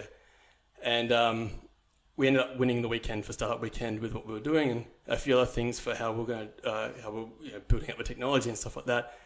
However, it took us 3 months to pick our tech stack because we wanted to make sure that the tech stack that we built, we chose because we weren't in a rush. It wasn't like a time constraint for us. Like none of us were working on this full time. We weren't running out of money. No one was getting paid. We're all doing it sweat equity. Yeah. So we come up with we rationalized it by saying if we work on our tech stack and design a good tech stack for what we're doing, with scale in mind and just speed of delivery for development cycles, and we spend 2 to 3 months doing that, the payoff over the life of the product is going to be tenfold because we're not going to create a whole bunch of technical debt. I don't regret doing that at all. The tech stack that we've chosen allows us to do like a 1 week turnaround with our development cycle. Allows us to get things sorted out, bugs squashed, within a couple of days usually, and patched over. And we're able to be doing. We've only got one technical co-founder, and what we're able to do with one guy is develop for both iOS and Android. And he's done something that would normally take 2 full teams of people, 6 months to a year to build, and he did it in 3 to 4 months by himself. Really? Because we took that 3 months to figure out what tech stack we were going to use. And then moving forwards, everything else, all the other cycles that we've put in and the different pivots that we've done and different directions that we've taken have all been very, very quick to implement because of what we chose. Yeah. So I thoroughly recommend anyone listening to this, don't just jump in and just do what's easy. Think about, if this works, what's going to work at scale. You haven't got to go for that scale straight away, but just keep in mind that if it does work and you do need to scale, rapidly, you don't want to have to rebuild the entire platform. You don't have to. You don't have to start again, right? Because that's just that could hinder your work. Well, it could hinder your growth to a point where a fast follower can jump in and take over. Yeah. And if you're in the process of transferring to another platform or rebuilding or something like that, they can snag people that you're underserving, right? And then you end up losing customers, and that's happened multiple times. So my one thing that I would say is choose your tech stack, because it's something that you have to live with. It's like you're marrying it. You can't change unless you want to change your entire product and rewrite the whole thing. Yeah. Be smart and research what you're doing and where it's going to take you and what, because every system is a positive and negative. No system is perfect. All right, so you've got to look at it and go, okay, so these are the positives to this tech stack, and these are the negatives. And then these are the positives to this one, these are the negatives. And then you look at it and you start saying, okay, well, where can we go in a year, 2 years, 5 years with these kind of growth results? What will scale better? What's the cost involved? What's the dev time involved? All these different things, like how many people we need at scale for teams, how many developers we need, how many designers will we need, all these different things. And work that out in the early days. I mean, but having said that, if you come up with an idea, and you're a developer yourself, and you just want to test it to see if it's a good idea, don't go learning a whole nother language, right? And a whole nother tech stack. If you know React Native and you know Node.js, and you just want to create something as an MVP to test what your hypothesis is, don't go spending 6 months learning a new language.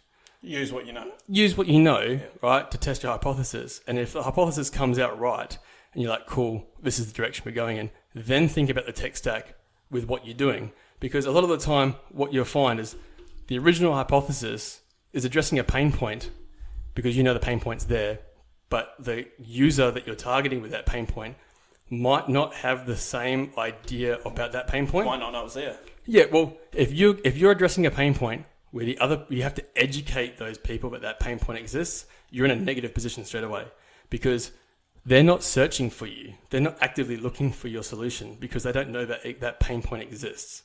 So now you've got to advertise, which is a paid medium. So straight away, almost a lot of the different growth engines are ruled out because people aren't searching for you. You're not going to get viral because people don't know that the pain point exists, unless you've got some really smart marketers on board. You're not going to get, you may get sticky engine of growth. You're probably not going to be able to rely on sticky engine of growth, but you'd be able to get what you call paid engine of growth, right? So marketing, like paid marketing, like Facebook and Google and stuff like that. But your advert is going to have to educate the person on the problem, right? And then, hey, this is the problem. Are you experiencing this problem? Here's our solution. And you got to hope that then resonates with people that see the ad. Fuck yeah, I am. Right? Yeah. And that's a negative position to be starting in. If someone's not searching it, like the first thing that you can do to start to qualify an idea that you're having is just use Google Trends. Right? So go Google Trends, and then you can start searching different search criteria for the idea that you've got and seeing what comes up in different areas around the world. If no one's searching for what you're solving, it's a hard position to be pushing. Yeah. Right? It's a really, really hard position to be pushing. It doesn't mean you shouldn't do it, right? Like there's a lot of technology that you could argue that people didn't know that they needed. Right? Back in the day, people didn't know they needed email when email first came out. Right? Bro, there's a heap of stuff like that's just come up out of nowhere. Yeah, there's it's called category defining technology. Right, like the category didn't exist beforehand. I'm not saying it's a bad idea to do it. It's just a hard one to push. It's a hard path to take, and it generally requires deep pockets because you have to be able to market the crap out of your product to push it to people, and it's just a hard position to be in as a default starting position. So, So you reckon you've had that type of problem with Appollo from the start? We had a few different issues. The opportunity is definitely there. It's just what our go-to-market strategy is, what our product is, what our offering is, because it's a double-sided marketplace. Double-sided marketplaces come up with a lot of problems, right? So we're not just addressing one specific market. We have to get venues on board and users. All right, so it's double-sided. You're the middleman. Yeah. Yeah. So how do we do that? How do we get, is it chicken or the egg? Do we target users first? Approach first, yeah. Yeah, and we've gone through a couple of different cycles with some stuff. We're working now directly with some people, which I can't go into too much detail on, but it's very, very exciting. So the tech that we're building right now could be technically classified as category defining, but it's in such a way where the people that we're working with have actively been searching for a solution, and the technology that exists at the moment to fix the problems, the pain points that they're having, is vastly inadequate to what they need. It's very, very costly for them, and it under-delivers and underserves them. So did these people come to you with their problem, or did you come to them and tell them their problem?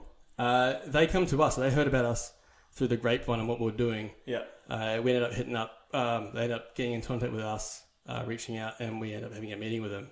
And we went through, what's your pain point, what's going on. Yeah, if you, the same questions we ask everyone. Like, if you had a magic wand, and you could address one thing in your business, what would it be? Right? You don't want to lead someone. You don't want to be like, hey, is this a problem for you? Because if it wasn't a problem, now you've put that in their head that it is a problem, and it becomes a biased opinion, right? So asking questions that don't give any bias, like your business better than anyone else. If you had one wish to get away one problem that you're having, what would that problem be, right? And then how would you like it addressed? And then they're going to tell you what their problem is. And if you go and interview 50 different users, right, and 50 different users, if 40% of them come up with the same pain point over and over and over and over and over, right? 40% is a high number of people, right, all experiencing the same problem.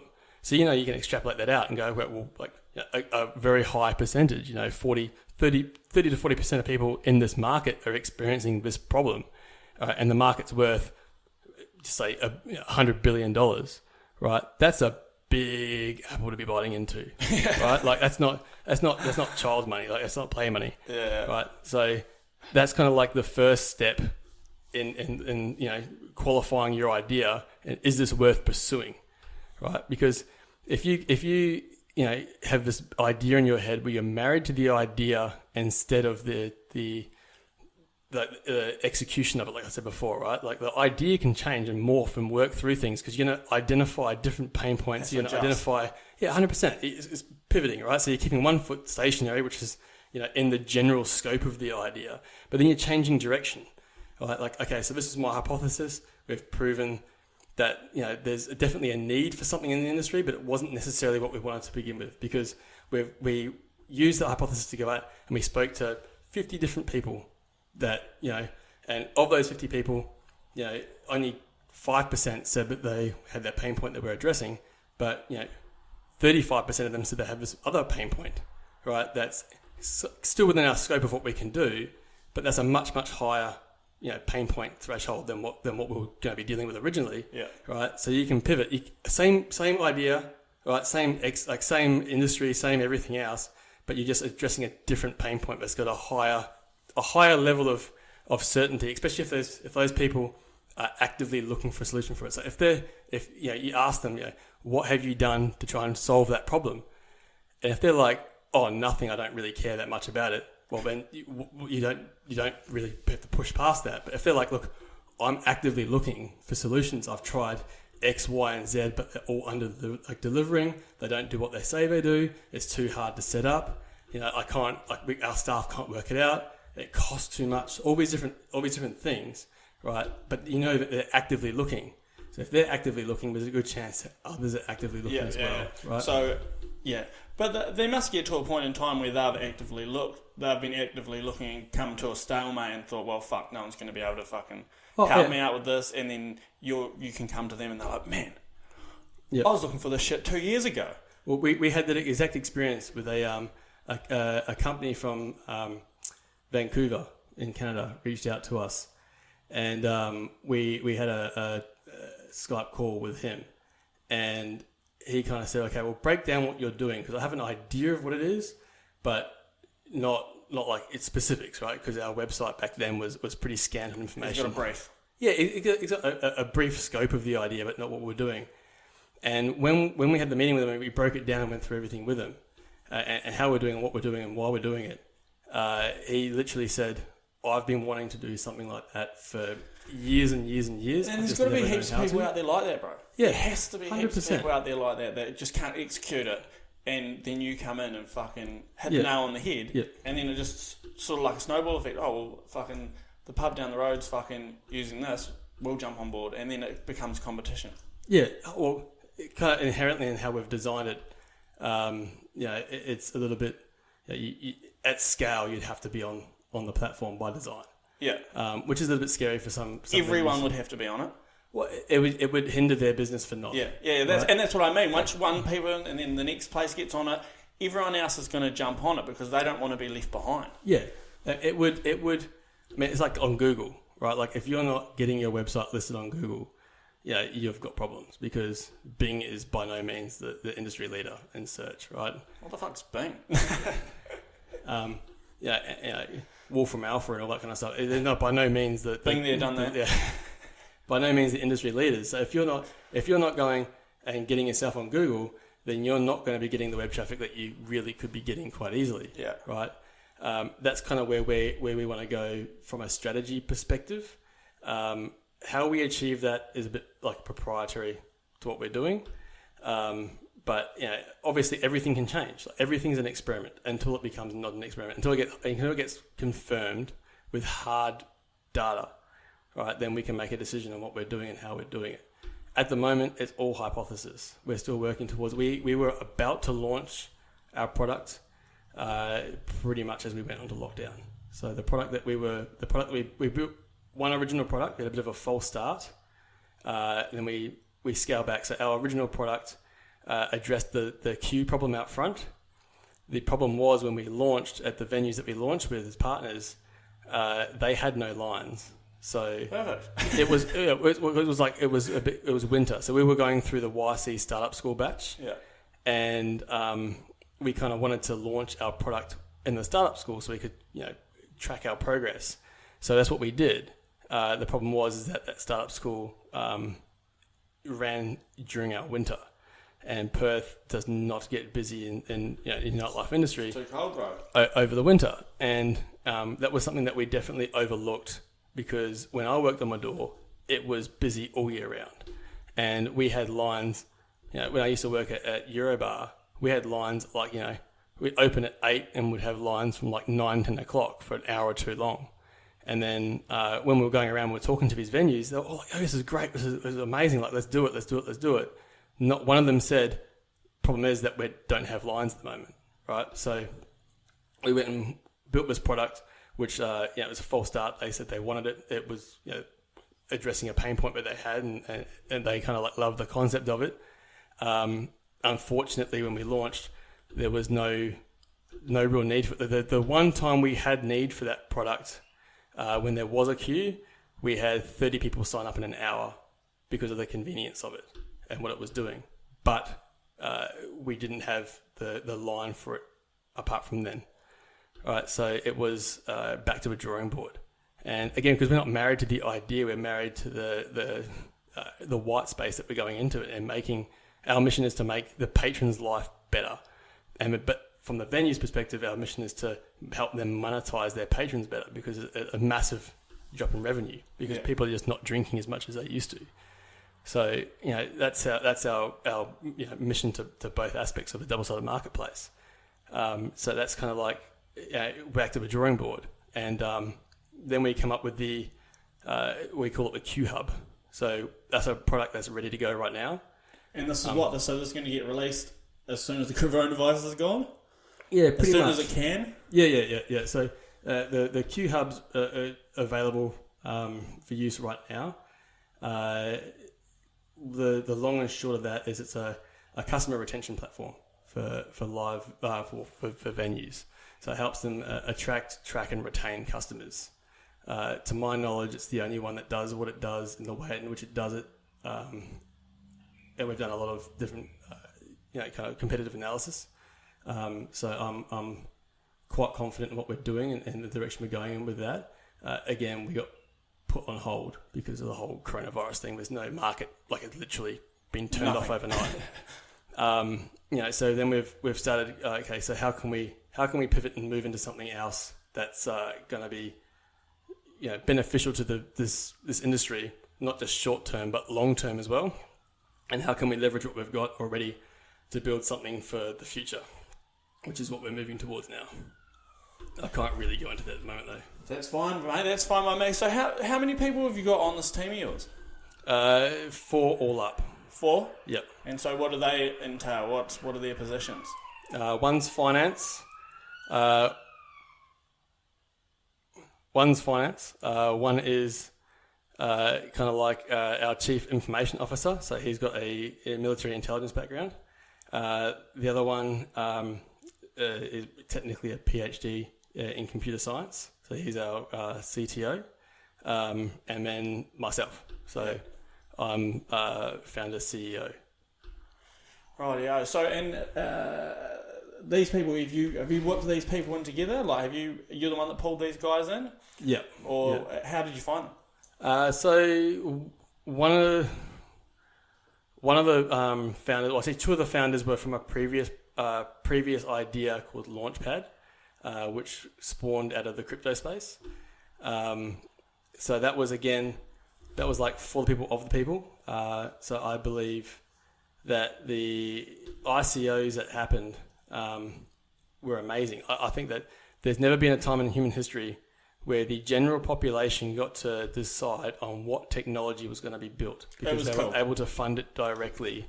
Unfortunately, people being not perfect, a lot of people decided to capitalize on that and scam people.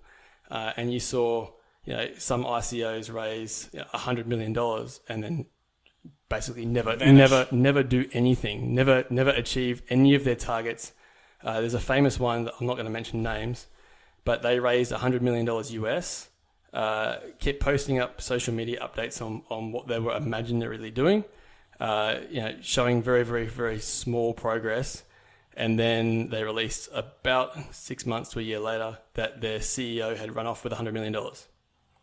And then there's other ones where there was a guy that made an ICO, and then he built his website, created the ICO, did his own marketing and stuff like that.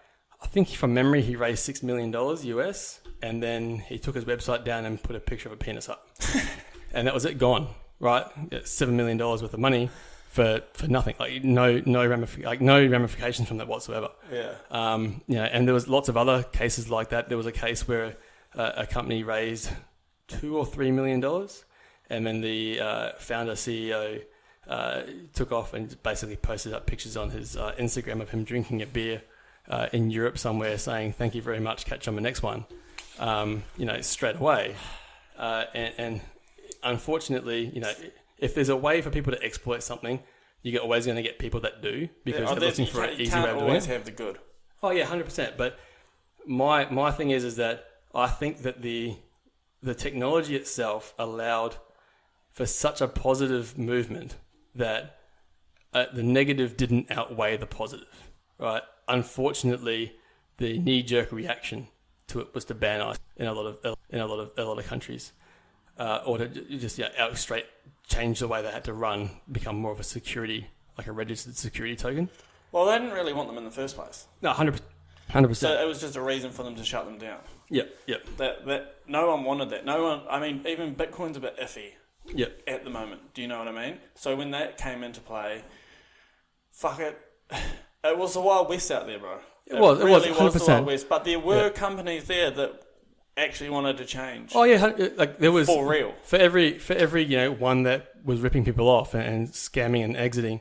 There was 10 that were really trying to build the technology of tomorrow, and they believed in their product and they believed in what they were doing, and they got funding. Unfortunately, what happened over and over and over was the mismanagement of those funds. So what they would, the number one killer of a lot of ICOs, where they would raise the money, just say they'd raise $10 million. And then they wouldn't liquidate those assets at the end of the ICO. So they were like, oh, the market's going up. We'll keep it there. We've raised $10 million. Let's just take out $1 million for the next month or two's worth of expenses. And we'll leave $9 million in because that could be $18 million next month because the market's going up and up and up. And a lot of ICOs did that. They left their money in there. That money wasn't theirs to do that. I don't think it was ICOs that did that, bro. I think everyone did that. oh yeah, 100%. But ICOs as a broad category, a lot of them did that. And what they failed to understand was that money wasn't theirs to do that with. That money was the people's money that was funding those projects, right? And that should have been liquidated straight away to protect that investment. Right? They invested it at price point X, right? If it price went up a little bit, cash it out. If the price went down a little bit, cash it out. You've got to protect that investment.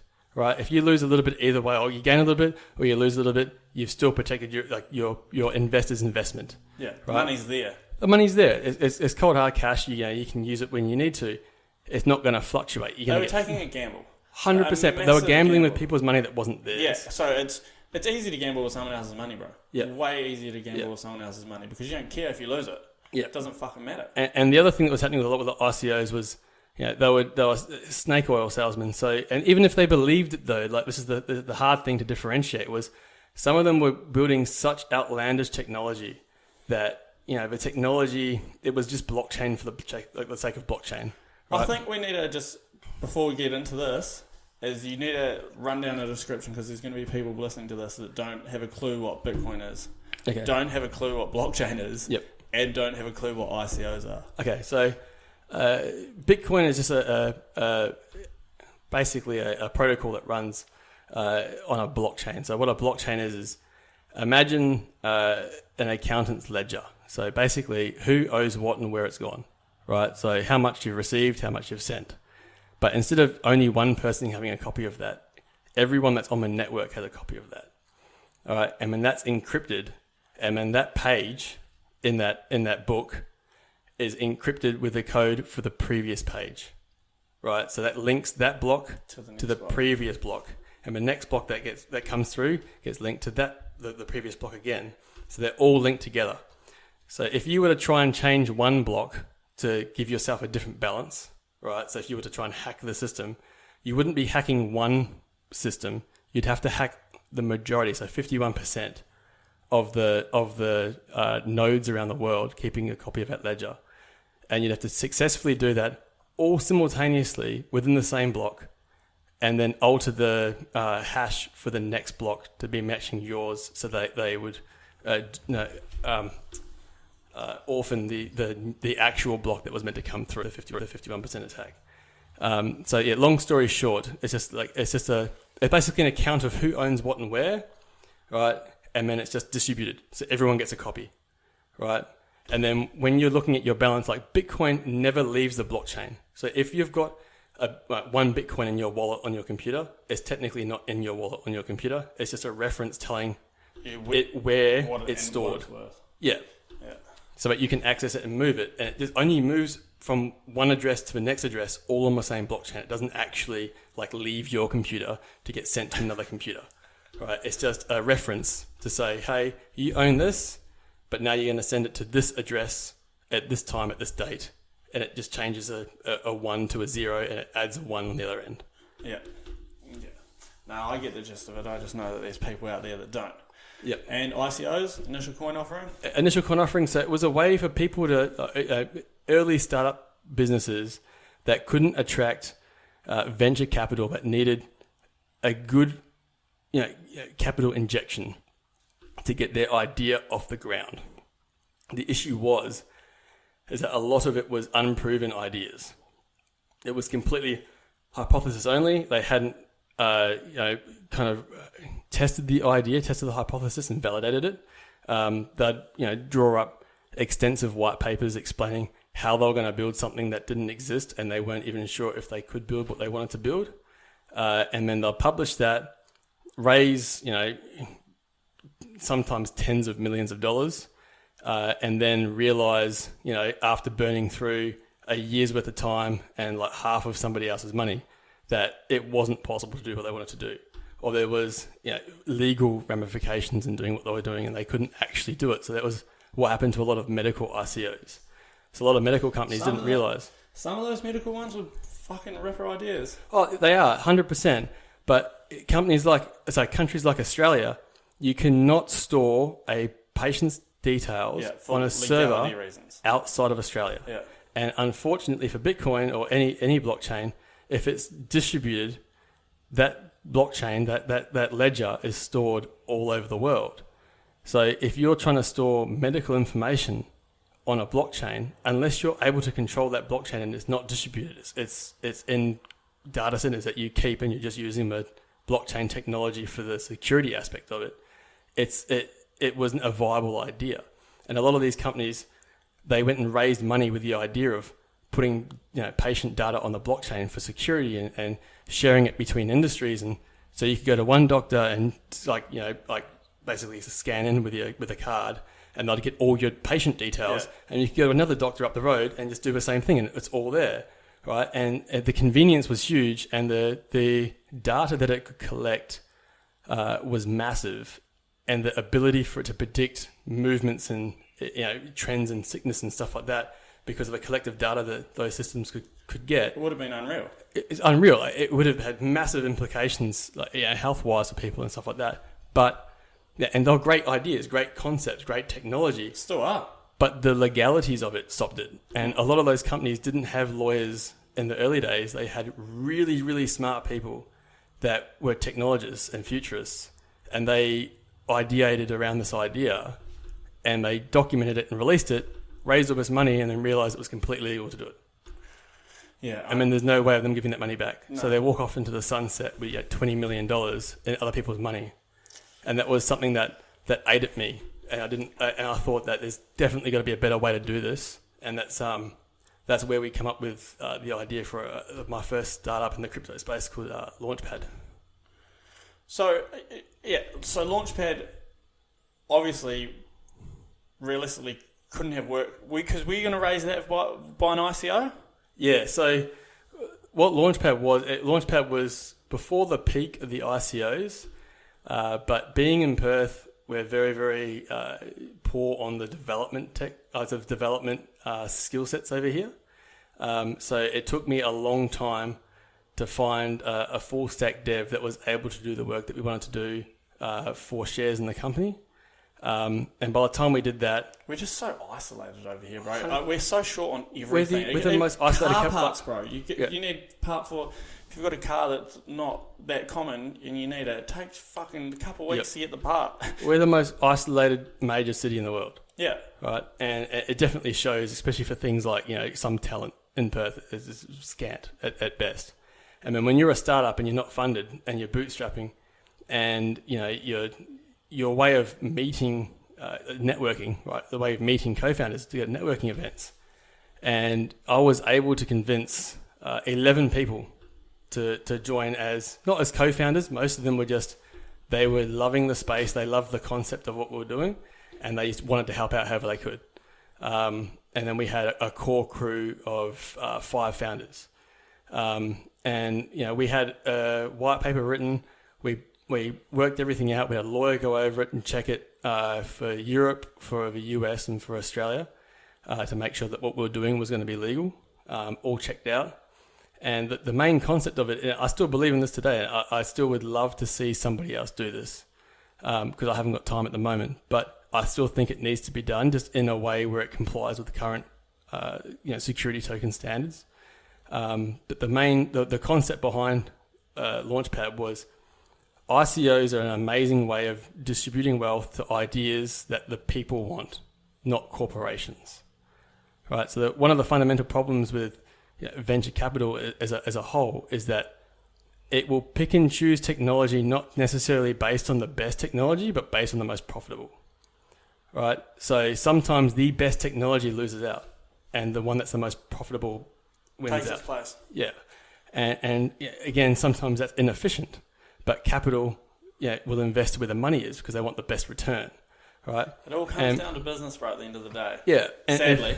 Unfortunately, and if capitalism is great in a lot of respects, but it also holds up a lot of other things, right? So if you think about it, if you have a groundbreaking idea, but the VC market is already invested a lot of money in another idea in the same vicinity as yours, the same industry, and yours is going to come along and decimate the other industry because it's able to do something orders of magnitude better Another one can't. for cheaper and everything else. All the money that they've invested into this other industry is going to dry up and die, and they're not going to get the returns on it. And they're all about VCs that want the returns for their limited partners, right? And there's nothing wrong with that. It's how capitalism works. Unfortunately, it means that some amazing ideas, amazing technology, and amazing teams don't get backed because what's in the best industry, what's in the best interest of the venture capital market, not necessarily the world, right?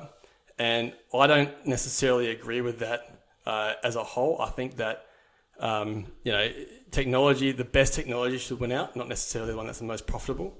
And I think that ICOs gave a good footing for that to happen, where people can actually go, we're investing in this because of what it is, not because of what I'm going to get back. You mean it gave a good idea to people to realise that this can happen? Yeah, it gave for extremely early stage startups. So some of these startups were like ideas on the back of a napkin, and they raised $2, $3, $4, $5 million, right? Not necessarily good. Sometimes, like you could over raise too early and it cripples your business. Like too much money can actually kill you. Because you become so top heavy, you employ too many people because you've got so much money to burn, and you do this and you do that, but then you've got no direction because you don't actually know what you're building. So you build something that people don't actually want because you've got all this money, hired this massive team, because a lot of founders think that the more people on their team, the more successful they are. Like I've been to a lot of different networking events and stuff, and when you're talking to other founders, the first thing they say is like, oh, how many people have you got working for you? How many people on your team? And when you're like, 4 people, they're like, oh, I've got 10, I've got 15. Yeah, my deck's bigger than yours. Yeah, but it doesn't matter. Like at the end of the day, you got to do what's best for your company, and it's not necessarily. Some people only need 4 people, bro. Exactly. It's about the amount of work that you've got there that needs handled. Yeah. And other people need more, and that's just how it is, bro. Yeah. It's not. For every I've person, got more people. My business is better than yours. For every person that you hire, you're shortening your own way, right? By whatever that person's salary is, right? So if you've got a year's worth of capital with 4 people on your team, and then you go and hire a 5th person, well, you're not got a year's anymore. You've got 8 months, 9 months, right? Or depending on what the role is and how much they get paid.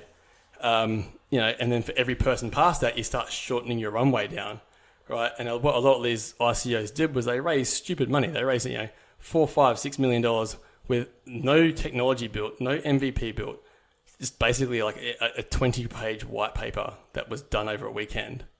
And they just went and mass hired, and they got way too top heavy. And then before they knew it, they were basically death spiraling. They didn't have any income. They didn't have any way of monetizing their idea. They got to a point where they were building the technology, but it wasn't complete, and they'd burnt through all their cash. And then they can't do another ICO because there's no such thing as a second initial coin offering. So the only other capital market they could go to was VCs. And the chance of VCs investing in something that was a blockchain back then, because it was kind of like the weird orphan kid that no one wanted to touch from the VC perspective because they didn't quite understand the market yet and it was so volatile. And it also then went, and they were like, well, you've got no technology, you've got no MVP, no customers, you've got an idea, you've burnt through all your cash reserves already. Why are we going to bail you out, when you haven't actually proven your idea? So a lot of the ICOs failed because they couldn't re-raise to back themselves up because they went too top heavy too quick, thinking it was what success was. Did with all this raising of ICOs and whatnot, there's one obviously that is close to us, which is Power Ledger. Yep. Because it's here in Perth. Though that's where. Great concept, by the way. Yeah. They've pivoted a couple times, but it's still a great concept. I haven't, because I was in the crypto space big time. That's how we met through the crypto space. Me, you, and Dwayne, and that was a couple years of that. Fucking balls deep. Yep. Since that's happened, I've pulled back a lot. I haven't been keeping track of a lot of these companies because, man, if I had the money, I'd be jumping back in because it's fucking awesome. I love it. But I don't. And I was just wondering, have you been following them? Do you know where they're at the moment? So they've pivoted a couple of times. They're moving towards a tokenized way of owning shares in basically a solar farm. They're still doing their peer-to-peer trading. Because that is the fucking bee's knees. Yeah, like it honestly, their initial concept was industry defining. Like it was something that couldn't be done without the technology that they had. Bro, even explaining that to people, because when we first found out about Power Ledger, it was just like, holy fucking shit, like, this is one of those ideas, bro, that it's like... It just made sense. Yeah, it made sense, and it was amazing.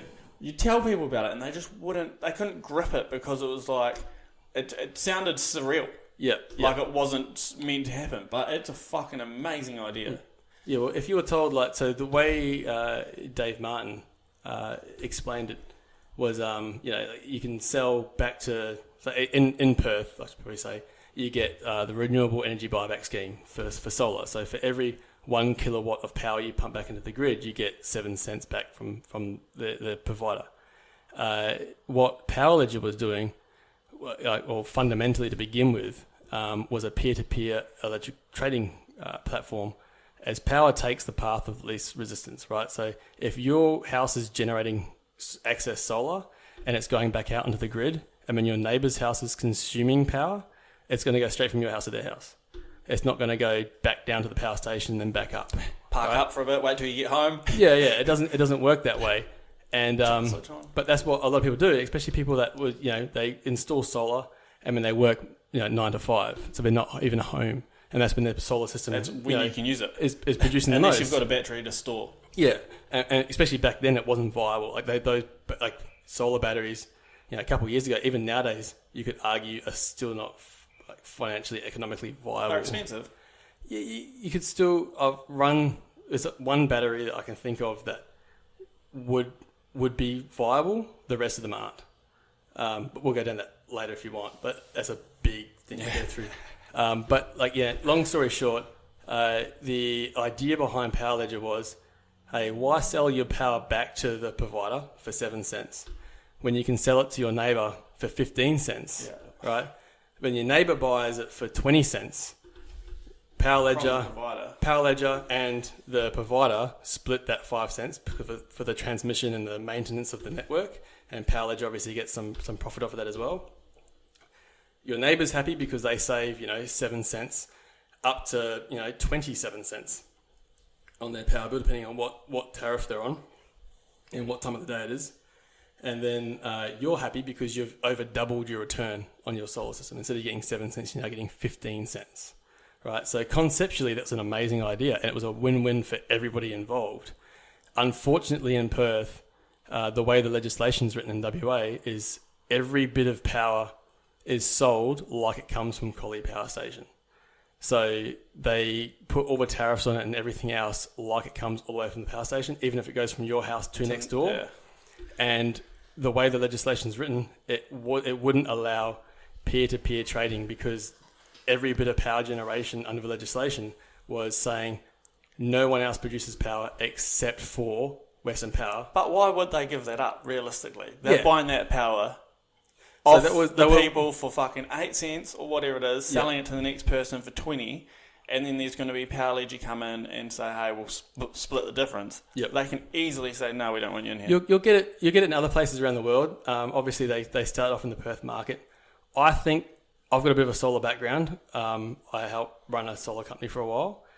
So what I thought of, this is before I even knew about Power Ledger, the way I can see things moving is microgrids, and microgrids in a way where suburbs would have their own energy banks, so their own power banks. You mean like just like solar panel wise? Yeah. So like on the top of shopping centres or something crazy like Yeah, that? yeah. So like the suburbs themselves would have their own power generation. So a lot of houses would have, PV power, like photovoltaic power, and they'll be producing their own during the day. Most people work during the day, right? So there's a peak output to the point now where Collie Power Station almost switches off during the day because there's so much excess solar being produced that they've got nowhere to put it. So Collie Power Station, as an asset, costs a lot of money to maintain. There's shutdowns they have to do, there's staff they have to retain, there's things they've got to replace all the time. And that's one of the most costly parts of the whole power generation cycle.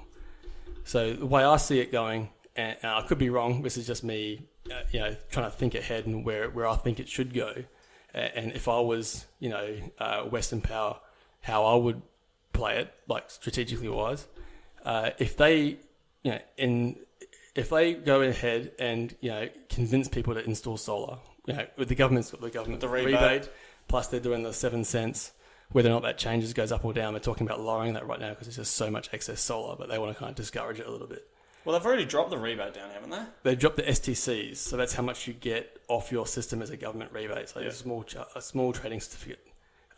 They've dropped that, so it drops 1/15 every year for the next 12 years, I think it is, remaining. It was 15 years. Is that them just trying to get you to get it? Hurry up and get it? Well, it's just them. It's just the government's way of just phasing out the plan for the STCs. The STC price is just going up to mirror it, so the rebates hasn't really changed too much in the last few years, really, because it's actually a tradable commodity. You can trade STCs, so some companies will wait until the price goes up before they sell theirs. But that's a whole another story. But what I can see, smart energy production companies, like energy generation companies like Western Power doing, is if you've got an asset like a power station, that is your main cost in your power cycle.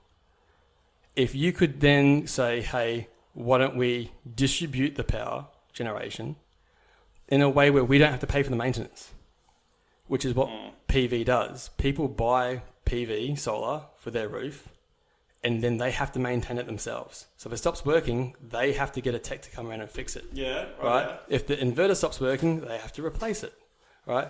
Now, during the day, there's a lot of excess solar power that's created.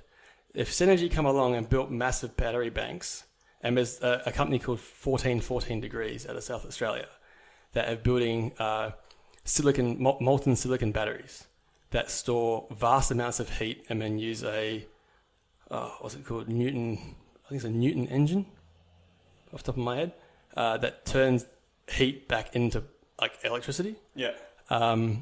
They're using that. They're building. I think they've just finished building their concept plant in South Australia. If they do something like that with that technology, which is basically just using sand, like silicon sand, and they heat it up to the point where it turns molten, so it's just 1414 degrees, and they store the heat in that. That's thermal load, and then they use their technology to extract the heat back into power. That's a much, much more efficient way of storing power over lithium ion. So would they'd be storing all the excess power that comes through those panels during the day, suburb by suburb, you reckon? And then selling it back and then selling it back at night time. Yeah. So it wouldn't have to travel far, come back, whatever. Yeah. How big would this have to be, but to store this amount of power? Not that big. It would come down to obviously they'll have to do a max demand on what the suburbs were using. They'd have to make it future proof by working out what that power increase has been over the last 5 years or 10 years, and kind of planning ahead for excess, in excess of what they need, and then the ability to upgrade it would be important as well. But doing it that way, something like a molten silicon battery has a long life cycle. It's not like a lithium-ion battery, which is 7 years or 10,000 cycles as the general warranty kind of thing for a residential property. I'm not quite sure what they are for a commercial property or commercial application. But using something like a molten silicon battery, that could be a massive game changer in the way we store electricity and the way we reuse it at night time. But if companies like Western Power went and did that, and they did microgrids with distributed power storage for suburbs, then what they're effectively doing is shifting the onus of power generation to the individual consumer that has solar on their roof, and they're selling it back to them for 7 cents. So they're basically just storing it. They're just storing it. They have no maintenance. Lowers the maintenance. Well, they still have some, surely. Well, they got like transmission lines, yeah, but the transmission line cost is it's nowhere near as much as actual power selling it back to the consumer, hopefully at a cheaper rate. Well, power at the moment they've frozen electricity increases for the next 18 months. But if you go back and you look at it, Perth electricity prices have gone up something ridiculous, like a couple of 100% in the last 10 years. You better make the most of this, mate. This has cost me a fortune. Second mortgage. Yeah. And it's only predicted to go higher, especially when the WA government keeps trying to push for the privatisation of Western Power, because at the moment Western Power is a government-owned organisation. It's an asset of the people for the people, or it should be anyway. But they're talking about privatising that market and selling it off. If they sell it off, it would be because they think that power generation as a whole is going to decline to the point of being unprofitable because they haven't seen the tree through the forest, so to speak. I think it's still got a lot of legs, especially using something like Power Ledger, like distributed power generation and peer-to-peer trading. That solves a lot of pain points, especially for microgrid situations. But they want to try and palm it off and sell it to a private market. Those businesses, their number one priority is returns to their shareholders, right? It's not how can we service the WA people better. It's how can we make as much money for our shareholders as possible. So it becomes, a little bit of that's not our best interest as the WA population. That's the best interest of that company. And will that then see things such as increased electricity costs, like increased power production costs, which then get passed on to your retailer? And then it always gets passed on, doesn't it? 100%. Shit rolls downhill. It does, bro. We always want to cop in it. And so, it's it'd be interesting to see how the sale of Western Power, to my knowledge, at the moment has been blocked in WA Parliament. But the Liberals definitely want to push to privatise pretty much any asset that they can at the moment. They want to sell it all off. And they need that money. Yeah, I think it's a massive missed opportunity, and I think the government should be getting into more business and doing things that protect the people, things like power production. It's almost like a human right for WA. So the government, the people pay taxes. I'm not saying electricity should be covered by those taxes, but if people pay taxes, those taxes should be used to help insulate the WA community from things like power rises, right? Like price rises for power. And if we as a state own our own power production, then that's a lot easier to control than if a private entity come in and took over. Yeah, 100%. Because once a private entity comes in and takes over, does that mean that it would be like the gas, where the gas company sees a lot of competition and then the price just gets pumped up? Yeah.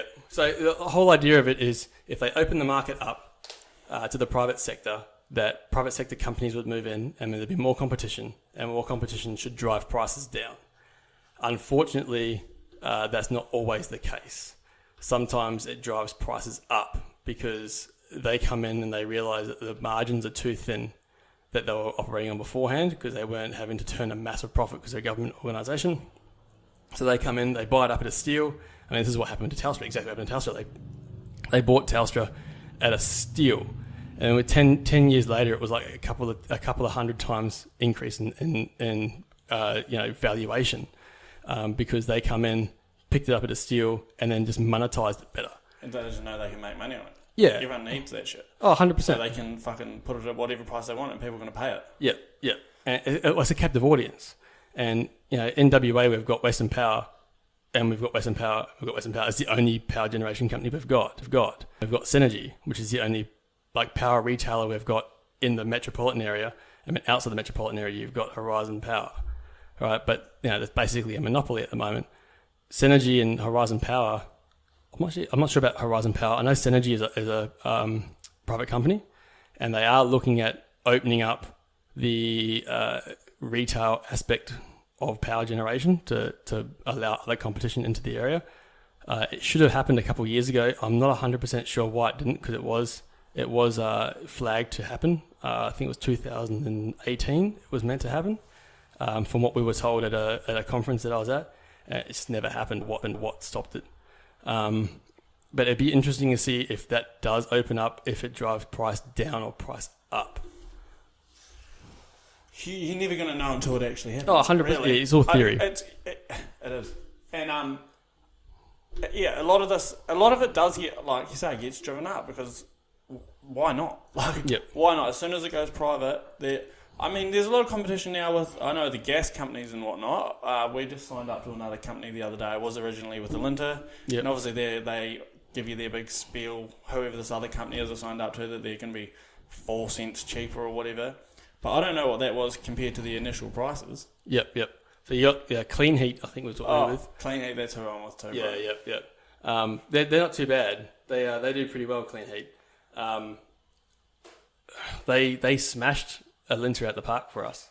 So we swatched with them, and that was that was another one that was like, we weren't sure how that was going to go. Gas production though, WA is producing way more gas. Like, you've got KGP, you've got Pluto, you've got Gorgon. Where else have you got? Wheatstone. So all of those all have to produce, I'm pretty sure all of them all have to produce DOM gas, so domestic gas for the WA market, as part of their licensing agreement. So gas production in WA has been ramped up for the natural supply. So from what my understanding was, the last time I looked, the gas supply rate had come down, whereas power generation prices is going up. So there's not a clear, to me, it's not clear until it actually happens. It's just a hypothesis, but moving other retailers into the market for power generation doesn't necessarily mean cheaper power generation. It just means that they might say, our cost is this, our profit margin wants to be this is what we're going to charge. Right? And then there's nothing that says that other ones won't move in and do the same thing. Yeah, either way, we seem to end up getting fucked in the arse, don't we? 100%. Whether it's, obviously when it's government run, it seems we don't know any different. Mm-hmm. But as soon as it goes private, you can go back to what you originally knew. Yep. Whether it be higher or lower, it's always hard,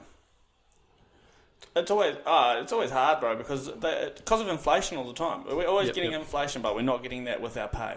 Or 100%. Anything like that. So it's always like, fuck these power bills, fuck these gas bills. Do you know what I mean? They're more expensive every fucking year. Yep. But we're not getting paid more every year. Yeah. Well, it's like. So I've got a bit of a problem with a lot of people, like, the whole dole blodger thing. People that are on Centrelink because they've not got a job at the moment. It's not necessarily through any fault of their own. They're just out of work. It could be for a variety of different reasons. It could be, the industry is dying. It could be, that they've had a health problem or whatever it is, right? And they've got to fall back on the the system for Medicare, right? So that's not Medicare. So Centrelink. They've got to fall back on that. Sometimes it's for the first time in their entire life. The job seeker payment is now called. The default version of it, I think it's like $440 a fortnight is what you get paid. A fortnight, right? Is this for your average Joe? That's for the average Joes. At the moment, they've boosted that by another $550 because of the whole coronavirus. But so this was prior to the coronavirus. Prior to the coronavirus, it's boosted up to $550. It's additional $550. Oh, right. So a fortnight. So it's just under $1,000. Fuck. Right. So when you look at it, it's but who can live on $440 a fortnight? Right. No, that's nothing, bro. It's not even rent, right? And then they do rent assistance and stuff like that. But the median rent price in Perth isn't covered by it. And more and more people nowadays are living on credit instead of savings. Oh, right. Yeah. So it only takes one little thing, like this whole coronavirus thing that's happening right now, and a lot of people are going to go under financially. And it's a bit of a financial market reset at the moment. But there's going to be a lot of people that are struggling financially and going to have to get extra help from the government. And that's the reason they doubled, or in my opinion, that's the reason that they doubled the payout, because they realised that the knock-on effects of putting on a good portion of the population, the working population, onto Centrelink at, the $440 a fortnight. They wouldn't be able to pay bills. They wouldn't be able to feed their family. So they bumped it up. Yeah, because they get special treatment. I don't necessarily agree with it or believe in it. I think that the job seeker payment should be what the new one is. It's just under $1,000 a fortnight, because the actual job seeker payment itself hasn't changed in decades. It hasn't even reflected inflation. So you think that it should be that once this coronavirus is finished? Yeah, it's below the poverty line. So the actual payment itself is far and below the poverty line. And it's not, if you think about it in terms of opportunity, right? So I know a lot of people, they picture a dole bludger, right? Like, why would we give them money this and sit around and do nothing, right? But in my opinion, that's not the overall vast majority of people. That's a small group of people on that payment that are bludging it and working the system. I think that if they increased the payment and then they put some kind of incentive in, or some kind of ability to pay for training and then pay the government back, that would help a lot, because a lot of the time these people are looking using job seeker to try and find jobs, and it wouldn't take much to upskill them to something else if they wanted to. It might be like a 2 to 6 week course to go and do something, and they can get into a completely different career path with these opportunities. But if you're getting paid $440 a fortnight and you've got a family, or even by yourself, and you've got rent and you've got bills and you've got loans and all that kind of stuff you've got to repay, you have no money for training. You have no ability to further yourself and educate yourself. You've barely got enough money to live. 100%, right? And if you're constantly trying to dig yourself out of trouble financially, you haven't got the mental ability to go and get retrained and learn something else and retain it, because you're constantly trying to battle week to week, living week to week. Yeah, and it's hard to go grab something by the fucking balls, whatever the fuck it is, when you're like under pressure, like financial pressure like that. If you're struggling week to week to fucking survive, like, it takes a strong person to be like, well, I'm gonna fucking also like study or benefit myself on top of all of this while I'm already struggling just to fucking survive. Yep. Like, it is a lot of like what's it called? Like mental. It's like a mental struggle, bro. Yeah, 100%. Because it's tiring, and then to go do that whilst you're fucking under the pump, it's hard work. It's hard work. I definitely wouldn't expect anyone to fucking just go and pull that off. Especially when you need money. You need to be comfortable, bro, to then up-level yourself. Yeah, you've got to have some level of mental availability. And if you're living from week to week and you're battling to make ends meet, then your focus isn't on furthering yourself. Your focus is on survival. Yeah. Right? And you're going week to week trying to survive, not trying to thrive, not trying to better yourself so that you can get into a better position, just trying to survive, because that's the underlying, human emotion that drives us all. Survival, it's the one thing that drives everyone, like fight or flight. Yeah. Right? And if we are, hindering these people in such a way where they're falling on hard times, it's not necessarily their fault. It can be the fault of the economy. It can be the fault of the boss that they had. Their company could have been run poorly and they've lost their jobs because their company wasn't run well. It doesn't mean they weren't good at their job, right? But if that's a dying industry and they get made redundant because their industry is dying, there might not be other jobs in that industry that they've got experience in, and they're applying for jobs, in adjacent industries that they suddenly get flooded with other talent coming into the market as well. And if they haven't got the necessary experience directly with that one industry, they're going to start taking other applicants anyway. So there's definitely a gap there where people are being under-supported by, or in my opinion, being under-supported by the government and not given the chance to upskill, reskill, and get back into the workforce in such a way where it's a positive experience for them instead of them fighting every single step of the way. Do you think that with what we were talking about before, with obviously computers coming into play and technology pushing people out of work, and then obviously like Centrelink and whatnot. What's it called? Where they think that. Oh fuck. Where they think that. Well, there's a couple people around the world that think that everyone's going to eventually need to get like on Centrelink. Oh, so you talk about universal income. Universal basic income. Yeah. Do you think that that's feasible? Fundamentally, yes. In practice, it's hard. So, I mean, like you look at Australia. So Australia had the baby bonus, right? So you had a kid, you got a couple of grand in money, right? I can't remember how much it was. Maybe $5,000 from memory. Is that still a thing? I'm not sure about nowadays. I know when we had my kids, that was, right? But the industry just scaled their prices to match.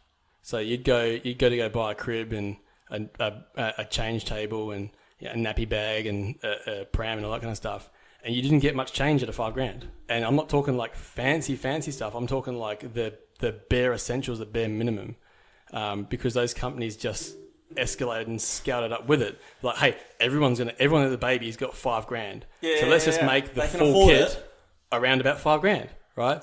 And that's what I would be concerned about. Like, theoretically, universal basic income's amazing, and it would be fantastic. And they have tried it in some regions over in like the Nordic area and stuff like that in Europe.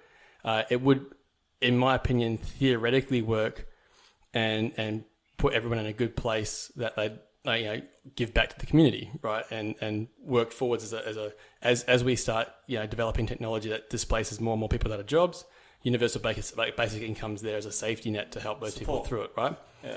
However, whether or not businesses just increase their costs, like increase their prices because they know that everyone's got that money. So if everyone's getting $1,000 a week, right? Then businesses might just increase their costs, like their prices, because they know everyone's getting $1,000 a week. There's always so many like catches to this sort of shit. There's always going to be people that take advantage of these things, aren't there? Yeah, 100%. And that's just, it's human nature that people will always try and rort the system, always try and exploit the system. So there's always... And I mean, when it comes down to it, fucking... There's people, like you say, dole bludgers and whatnot. Universal basic income would virtually be for dole bludgers, or technically but forced dole bludgers. Do you know what I mean? Yeah. And then there's people that are out there using that to benefit their like business because they know that these people already have their money. Like, who's fucking worse? Who's worse of a person? Is it the person that's fucking getting given money because they don't have a job, or is it the person that's fucking taking the money from the person? Yep. Do you know what I mean? Yeah, 100%. And there's no way of governing yourself out of it. You can't have an open. You can't have the best of both worlds. You can't have an open and free market, right, using capitalism, and then have the government say you have to charge this, right? Because that's not capitalism. You can't be artificially setting price limits in an open and free market, because then it's not an open and free market. So it is. Fucking everyone just adjusts to the conditions. It's going to be very interesting to see where we go with this as a whole, especially post coronavirus pandemic. Because, I mean, looking at the knock-on effects, a lot of businesses would be realizing right now, hey, we don't need that $100,000 a year office. Our workers are working from home. Bro. And they're working so much, and they're working just as good. I'm so we're having glad the meetings, you brought this up. Right? So why are we paying $100,000 a year, or $500,000 a year, or $1 million a year for an office floor in the CBD, when we can probably get away with just having a quarter of that as meeting rooms and stuff like that for when we need them, and just have the core skeleton staff that we need in the office for face-to-faces, and we cut our overheads down 75%. Pretty much overnight, right? And then you're going to have a massive abundance of office space, world over, not just in Perth, but world over. If these companies realise they don't need that much space. Bro, I have said this exact same thing from the start. That this coronavirus is, because it was inevitable that we were always going to work from home. Like that's always going to happen. But I felt like the coronavirus it's skipped a few years, and it's pushed us all home to go, this is where we work from. We've created new ways to communicate with each other so that we can work from home. obviously the big businesses are saving money from not only fucking power, rentals. Obviously they're still renting their buildings out because who knows what could happen. But they're going to see change in this, bro. And if you can have everyone working from home, you can eliminate that cost. So you've got people using all their own shit, eating their own food. Yep. There's no supplies there. Using their own power to power their computers instead of you. You might give them like a small, bonus. A small we'll give you $10 a week for your power bill because we know you're using your laptop at home kind of thing. But it's still going to be a massive savings over what they're doing. But I feel like it's beneficial to both parties because they're working from home, and then you've got the worker who might have kids. So they might have a couple of kids that are in before and after school care. Better work-life balance. They're going to save money on that because they can have their kids at home. Yep. They might have a break at fucking 8:15. What time do kids start school? 9 o'clock. They might have a break at 9 o'clock. Go drop their kids off at school. Come back. Go back to work. Yep. 3 o'clock rolls around. They have another wee 15-minute break. Come home. Pick their kids up. They're saving money either side of that. Yeah. What I can see happening a bit more moving forwards is instead of it being, and this is how I think things should go, whether or not it goes this way or not, I don't know, but isn't paid by the hour, it's paid by the task, right? So there's quite a lot of research that shows that people that get paid by the hour, when their boss asks them a question like, hey, how long is this going to take? They'll double it. Yeah, because they're just going to fuck around. They'll double it, and then if it's going to take a day, they take 2 days, but they make sure they take 2 days, or maybe just short of 2 days, because they don't want to under-deliver by, like they don't want to cut it in half and do it in the real time, because then their boss is like, well, you told me 2 days, you just did it in a day. I expect that of you all the time now. Yeah. Right. So instead of them doing 1 day's worth of work in 1 day, they naturally stretch it out to take up 2 days. So it's much more inefficient. It's like literally half as efficient as doing it by the task.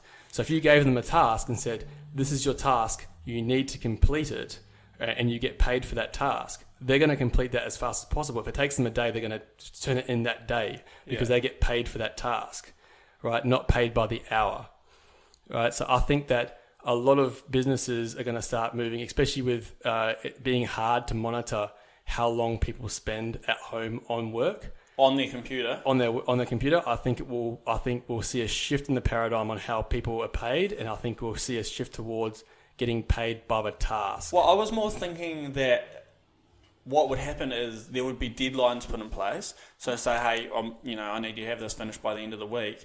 It would open up more space for these people, because there's some people that are just whizzes, bro, on the computer.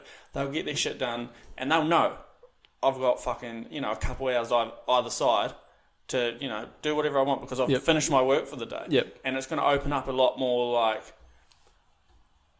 a lot less time at work. Yeah.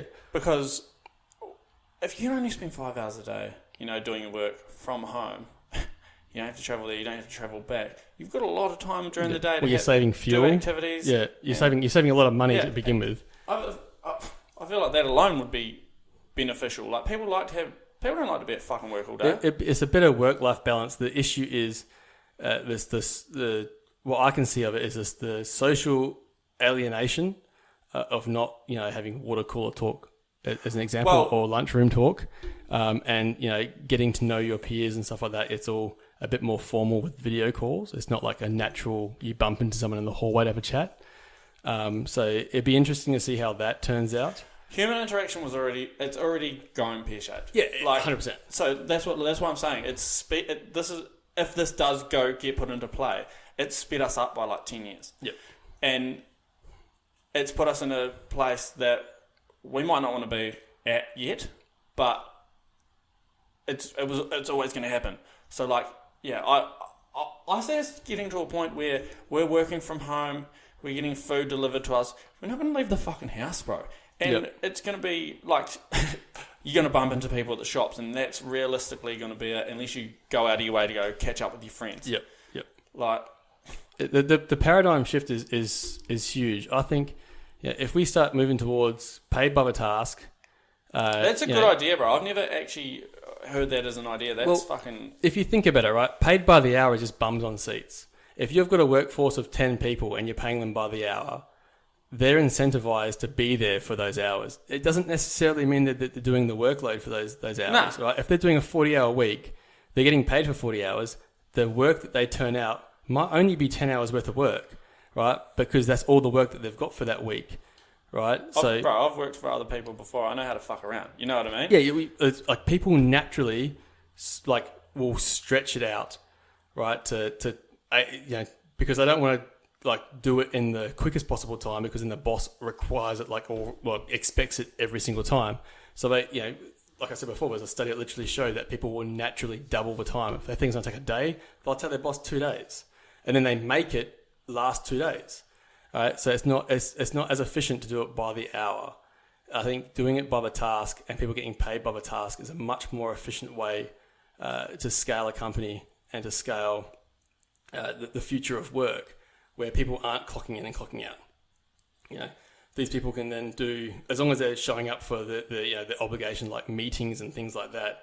It doesn't matter if they do that work at 10 o'clock at night or 10 o'clock in the morning. No, they can choose. Right? They can choose, as long as they're not like missing meetings because of it, right? If they're working from home, it shouldn't really matter the time of day that they're doing it in, right? So then your work-life balance gets completely changed, because then you can start doing things like taking your kids to school and picking your kids up.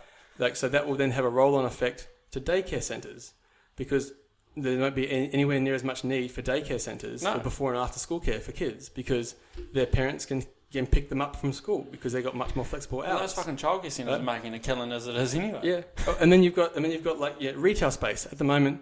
With the whole coronavirus thing, there's a lot of retailers that are shut because they're not classified as being essential. So for the first time in a long time, you've got a massive surge in e-commerce globally, right? Like to the point where parcel companies are putting on extra staff to try and handle the flow that they've got, right? And you've got a lot of first-time buyers that have never trusted e-commerce before making purchases. Right? Yeah.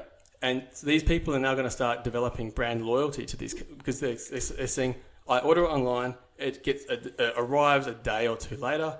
The convenience of it is I can get it cheaper online. Great. It's slightly cheaper online. I haven't got to leave the house. It delivers to my door. There's all these different things. If I don't like it, I can return it. All these different things, right? And then they're going to go, well, I'm not going to go to the shops when they reopen, because I get a better experience online than I do going into a shop, because the customers, especially in Perth, my experience, for retail in Perth, and no offense to retail people, I'm sure there's some amazing retail staff in Perth, but I've walked into a lot of stores and no one even comes over to see how you are. The people will stand at the counter and just talk to themselves. No, and they just talk to themselves. And you're walking around going, hello, can I get some help? And they look at you like you've just asked for their firstborn kid. Yeah. Right? And you're like, you work here, not me. And that's not a good... I'm not supposed to find you. No, that's not a good experience, right? And the companies that do really, really good at retail, customer service, they will thrive. The companies that, hire the lowest common denominator and don't train their staff on customer interactions, they will die, because online interactions that give a better experience that's more personalized will win out. And it has done. It's why Amazon's taken over. Amazon's, in the US, it's like same day delivery, right? Like you press the button, like within a couple of hours, it's at your house, right? If you live in a distribution center. So, in that sense, it's, in America, that's a change in itself. It's more convenient in some locations to actually shop online than it is to go to the shops. Some of the shops don't even have the stuff in the stock. Exactly, right? So, I think there'll be a paradigm shift as well, because a lot of these retailers are going to open up back up, and especially the retailers like MSCBD, after the coronavirus thing happens, finishes off. And if these office buildings become vacant because these companies realize, hey, we don't need that space, right? We can do it with a much, much smaller space, with a much, much smaller crew coming into work. The rest of them can work remotely. There's nowhere near as much footfall in those CBD areas where there was high foot traffic before. Yeah, there won't be now, and that's the lifeblood of retail, is people walking past the shop and seeing something in the window and going in. And if we're taking away that footfall, A, the retail space becomes much less valuable, and B, those businesses haven't got the ability to support themselves because there's just no footfall. Well, everything crumbles down around it. Yeah, and the knock-on effect economy-wise globally is huge. Like it's really, really huge, and it's scary when you think about what could happen. It's like prepare for the worst, hope for the best, and the knock-on effect. It affects everything. It affects every area of your life, right? It really, really, really does. It's islanding people right now. I'd hazard a guess and say the suicide rate around the world is skyrocketing at the moment. I'd hazard a guess and say that the mental health instances of mental health issues like depression and stuff like that would be skyrocketing as well, because people are being left at home to spiral on bad thoughts, and bad thoughts breed more bad thoughts. Yeah. Right. They're not getting that support network. I'd even say fucking domestic abuse and all that stuff, 100%. Bro. It's all going up. We're all in houses on top of each other. Yeah. And some people have tempers, bro, and some people just can't, wrap their heads around things. And when you get in a bad place, bro, and you're by yourself, that only multiplies. If you can't get something off your chest, bro, and that just keeps, ticking on in your head, I mean, the best thing is talking about it. So if you've got no one to talk to about it, bro, that is just, you're your own the only person answering these questions. Yeah. And you're always going to see the worst. Yeah, especially if you're like, depression breeds bad thoughts. Like bad thoughts breed bad thoughts. Like negative thoughts, like negativity breeds negativity. Right? Just like positivity breeds positivity. Right. And putting people in a solo situation with nothing but their thoughts is fucking dangerous. Right. So we'll see how that pans out as well. And anyone that's going through that kind of stuff, I hope they realise that there's obviously friends around them that they can reach out to that I'm sure would love to help them. If they know what they're in, what they're going through, and they're not alone. There's a lot of people going through the same thing, and these people just need to know that it's all right, and they just need to reach out and talk to people because they're not the only ones. It might feel like they are, but they're not. Even on the reverse side, bro, if someone's chilling by themselves, reach out to them just so that they've got that. Hey, how's it going? Like my sister, she's in New Zealand. She's in a house by herself. I give her a call once a week just to check up on her. Should probably call her more, but I know that my parents are calling her and stuff. But she's never struggled with mental health or anything like that. But you still gotta just to let them know you're there. Have a chat, bro. I'd go absolutely bananas if I was in a house by myself. Yeah, I'd be talking to myself. Yeah. First sign of insanity. Yeah. Well, fuck, mate. We've covered a few fucking bases here. Yeah, definitely. That was a long one. I don't even know how long we've gone for. Maybe 2 hours? That says 3 right there. Well, maybe 3 hours. We've gone for a while. Yep. But we didn't even cover everything. Huh? We didn't even cover everything. No. Fucking, there's a lot more. But we can, I reckon we wrap that up there. Yeah. We'll keep going otherwise. Yeah. We'll be here all day. We'll be here forever. But was there anything else about Appollo that you needed to let everyone know about? Is there anywhere? Do you have an Instagram or anything like that they can follow you on? We do have an Instagram. Yeah, it's Appollo with 2 P's, so APPOLLOIO, and our website is Appollo with 2 P's again, APPOLLO.io. Alrighty, and you guys aren't obviously looking for anyone more to be on the team. There's nothing else that you're looking for at the moment. Not right now. I mean, we're always looking for technical talent.